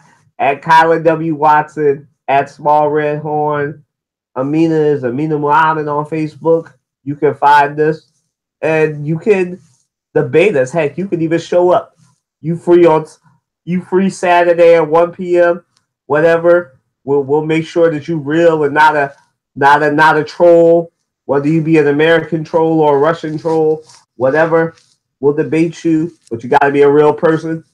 And outside of that, yeah, if you are on the opposite side, you're one of those people who feel the 1-16 format will work better. You got that BCS level logic. Please come through. Please, we are ready, willing, and able to debate you. Matt had to talk me out of a Twitter war earlier this week. I'm ready, willing, and able. So let's go. At Kyler W. Watson. But to our last question, guys, this Laura Ingraham, LeBron James stuff from over the weekend. So should black athletes stick to sports? Kick rocks. At Small Red Horn, take off. I do that would get him to respond. Kick rocks. Laura Ingraham should go into some type of what's that called? Some witness protection program or something, because let me tell you right now, Black Twitter will kick your ass on that one. Number one. Number two. Now, I've said this in this podcast before. If you have a platform that will build and edify people, by all means use it. If you are LeBron James and others, and you have a platform that's big enough to uplift communities, by all means go for it. I don't have to go down the list of what this man's done. Not only he has transcended his sport, but also he's done a lot for his community. To stick to just basketball is like saying, just shut up and do your job. Okay?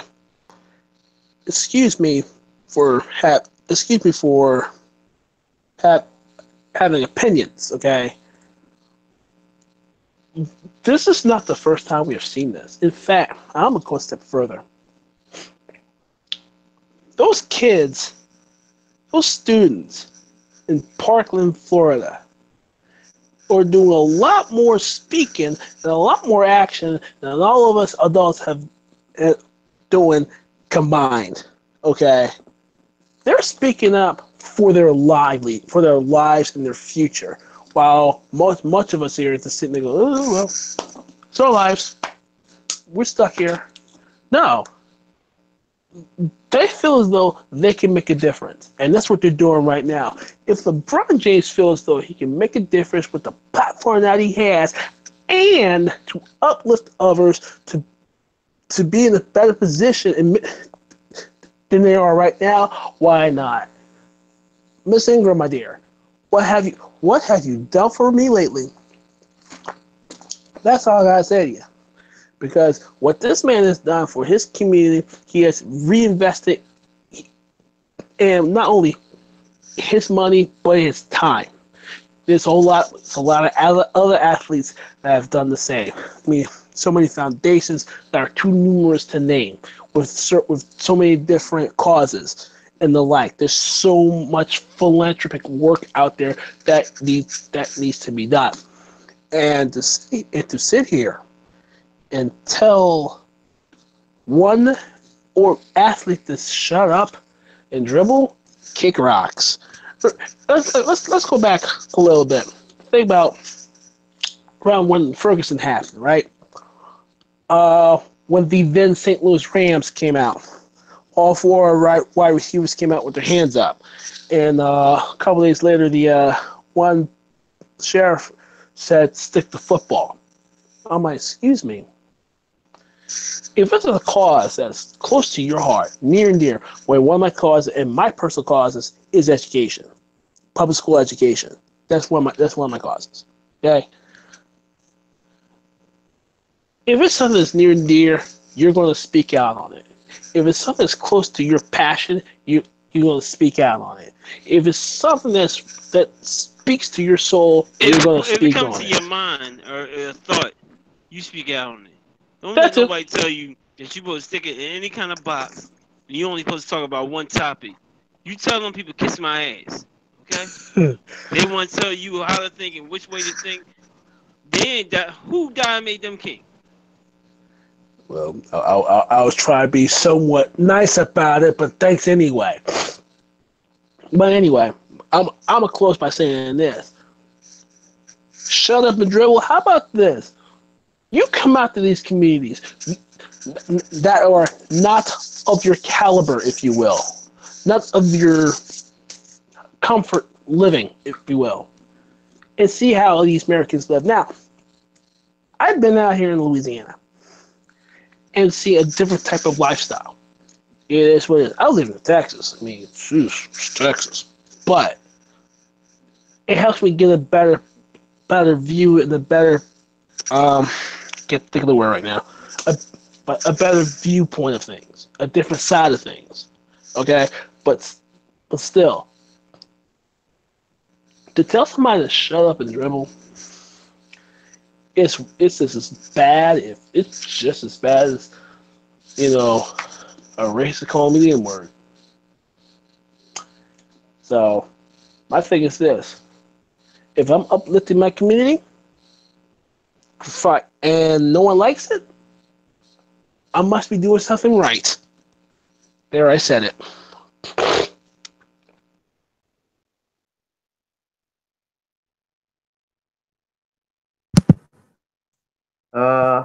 Go ahead, Andre.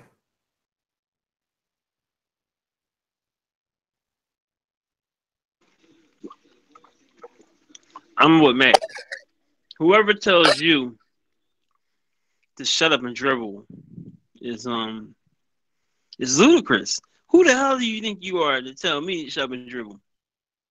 Because you some white woman and you're a newscaster, you went to school for this or whatever you your position is. Who cares? He got more position in the world than she does. Who the hell does she think she is? You shut up and tell the news. All right? How about that? How about that? I mean, these people kill me trying to put you in a box and tell you who you gotta be and when you gotta be. Is this prison? Tell me when I gotta eat, when I gotta go to sleep, when I can do stuff, when I can play, when I can go outside. You must be out your damn mind. There ain't no way in the world. And LeBron was right for what the comments he said. He said, I'm not gonna shut up and dribble. Because I mean too much to some little kid growing up and think he has no opportunity. He's right about that. Because he was that little kid. So for her to say that is just the ultimate disrespect. You know, that Fox News, man, they something else, man. They live in like President Obama said on David Letterman's show on Netflix. If you watch Fox News, you live in a different world.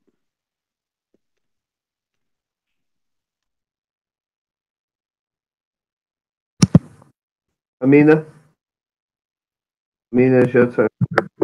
Yeah, I have to agree with the statements made prior to myself. LeBron James, he was the product of teen pregnancy. His mother was, I believe, 16 when she had him, single, unwed, young mother. And he's beat all odds. I mean, his father was not involved in his life like that. And he's regarded as one of the best athletes of this era. So he's came a long way in his life from basically nothing to being top of his game and the avenues that he partakes in. And for this Becky to say what she said on live television, her name is Laura Ingraham, on Fox News at that, it just goes to show that Fox News is Fox News. I mean, whether it's her, Megyn Kelly, well, she's on NBC now, well, she was on Fox, and all the others, they're all the same. They all think the same. They all talk the same. It's just messed up. I have to reflect and go back to the 80s and 90s with the hip hop community when the media will crucify, members of NWA and Run DMC, Public Enemy, all those groups that were out back then. How the media said, just shut up and make your music and make it this type of music. Do this, but no,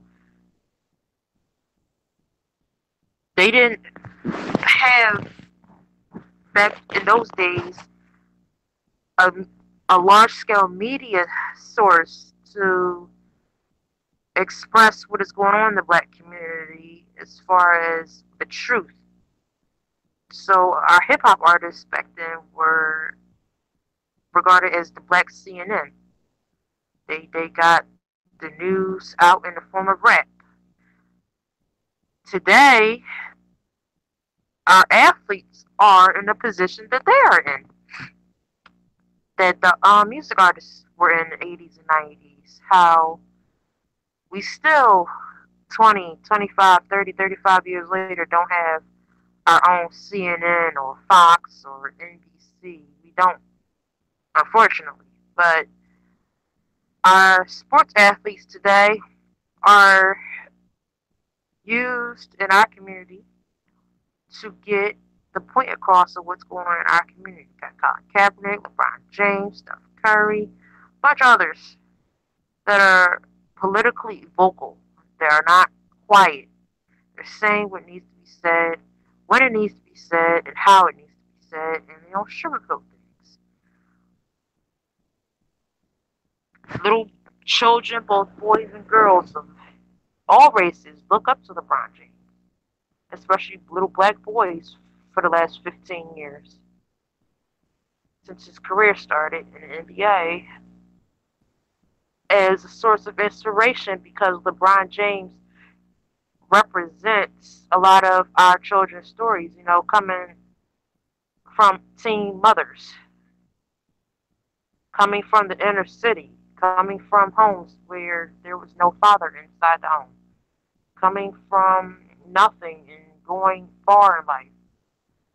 So LeBron James has a story to tell in his life. He's a testimony of how he didn't let his circumstances define his life. And he has valuable information to share, and he has a right, a human right, and a career right to speak how he feels about issues. And to say shut up and dribble is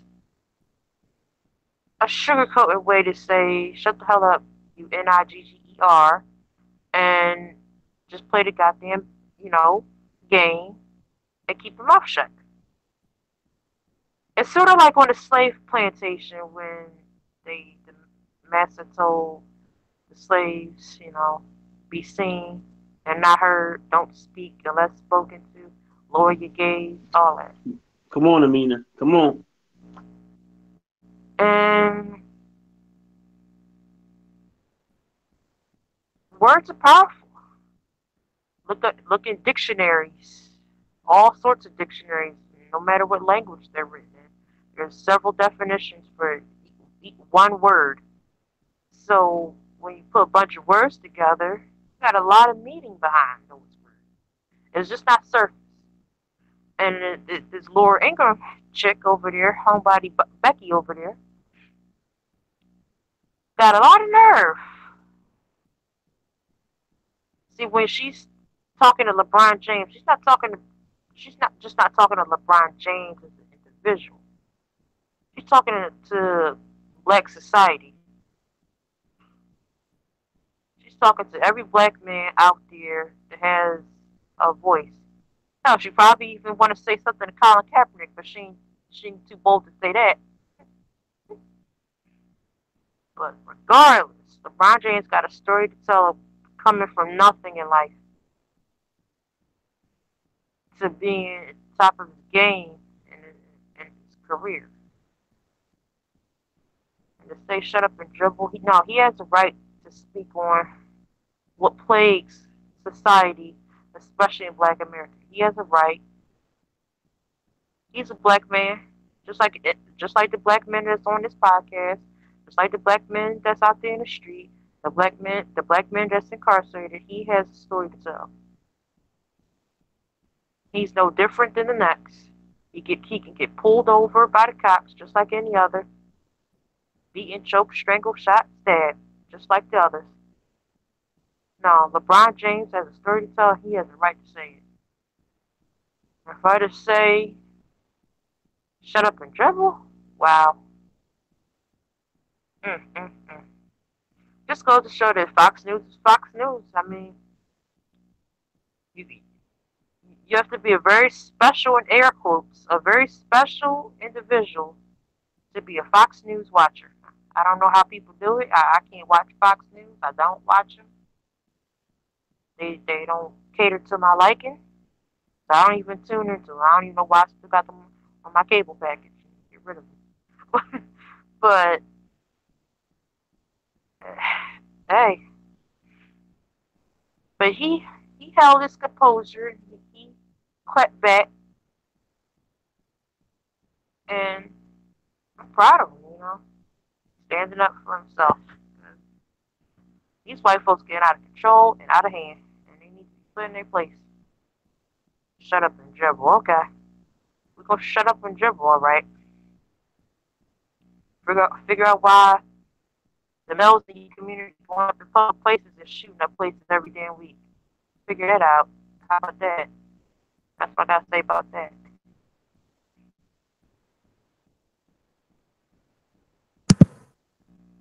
All right, my turn. Laura Ingram, she needs to be quiet.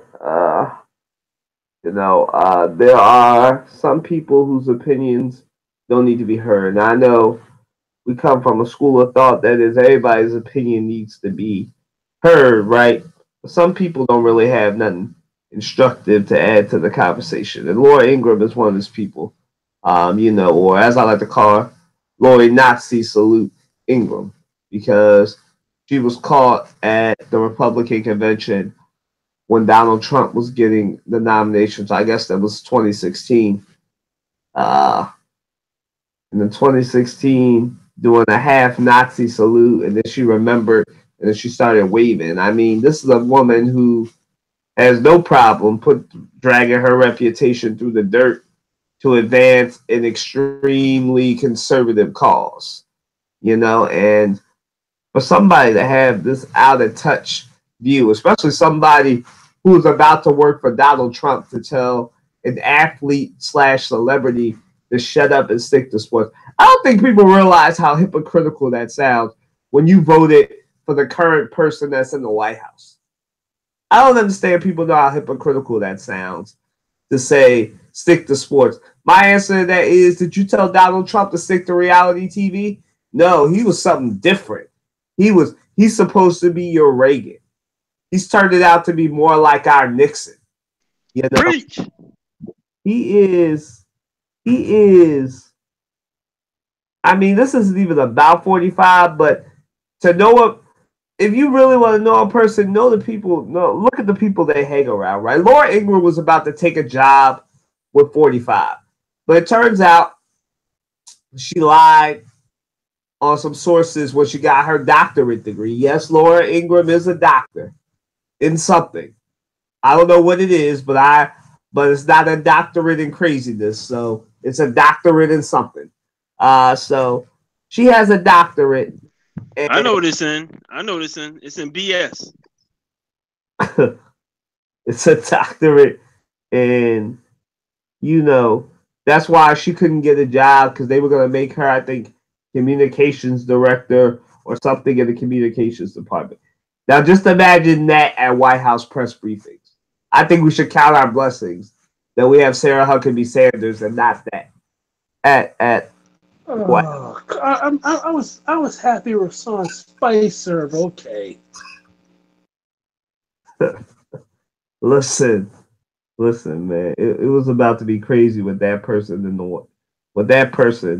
at the communication thing. I mean, LeBron even called her that person. It's just funny, man. That's all I got to say. I really just want y'all to know how hypocritical you sound if you voted for Donald Trump and you telling LeBron James, Colin Kaepernick, and others to just stick to sports.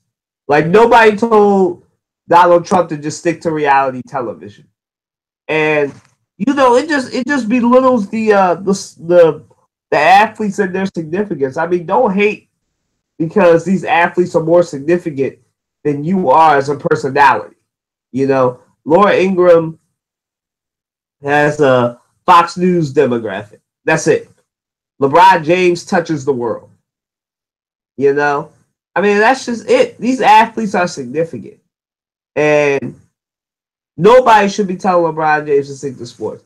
Do y'all remember what LeBron James went through over the summer when he had the M-word spray painted over his house? That man can speak about whatever he wants to speak about to somebody spray paints the M-word on his house.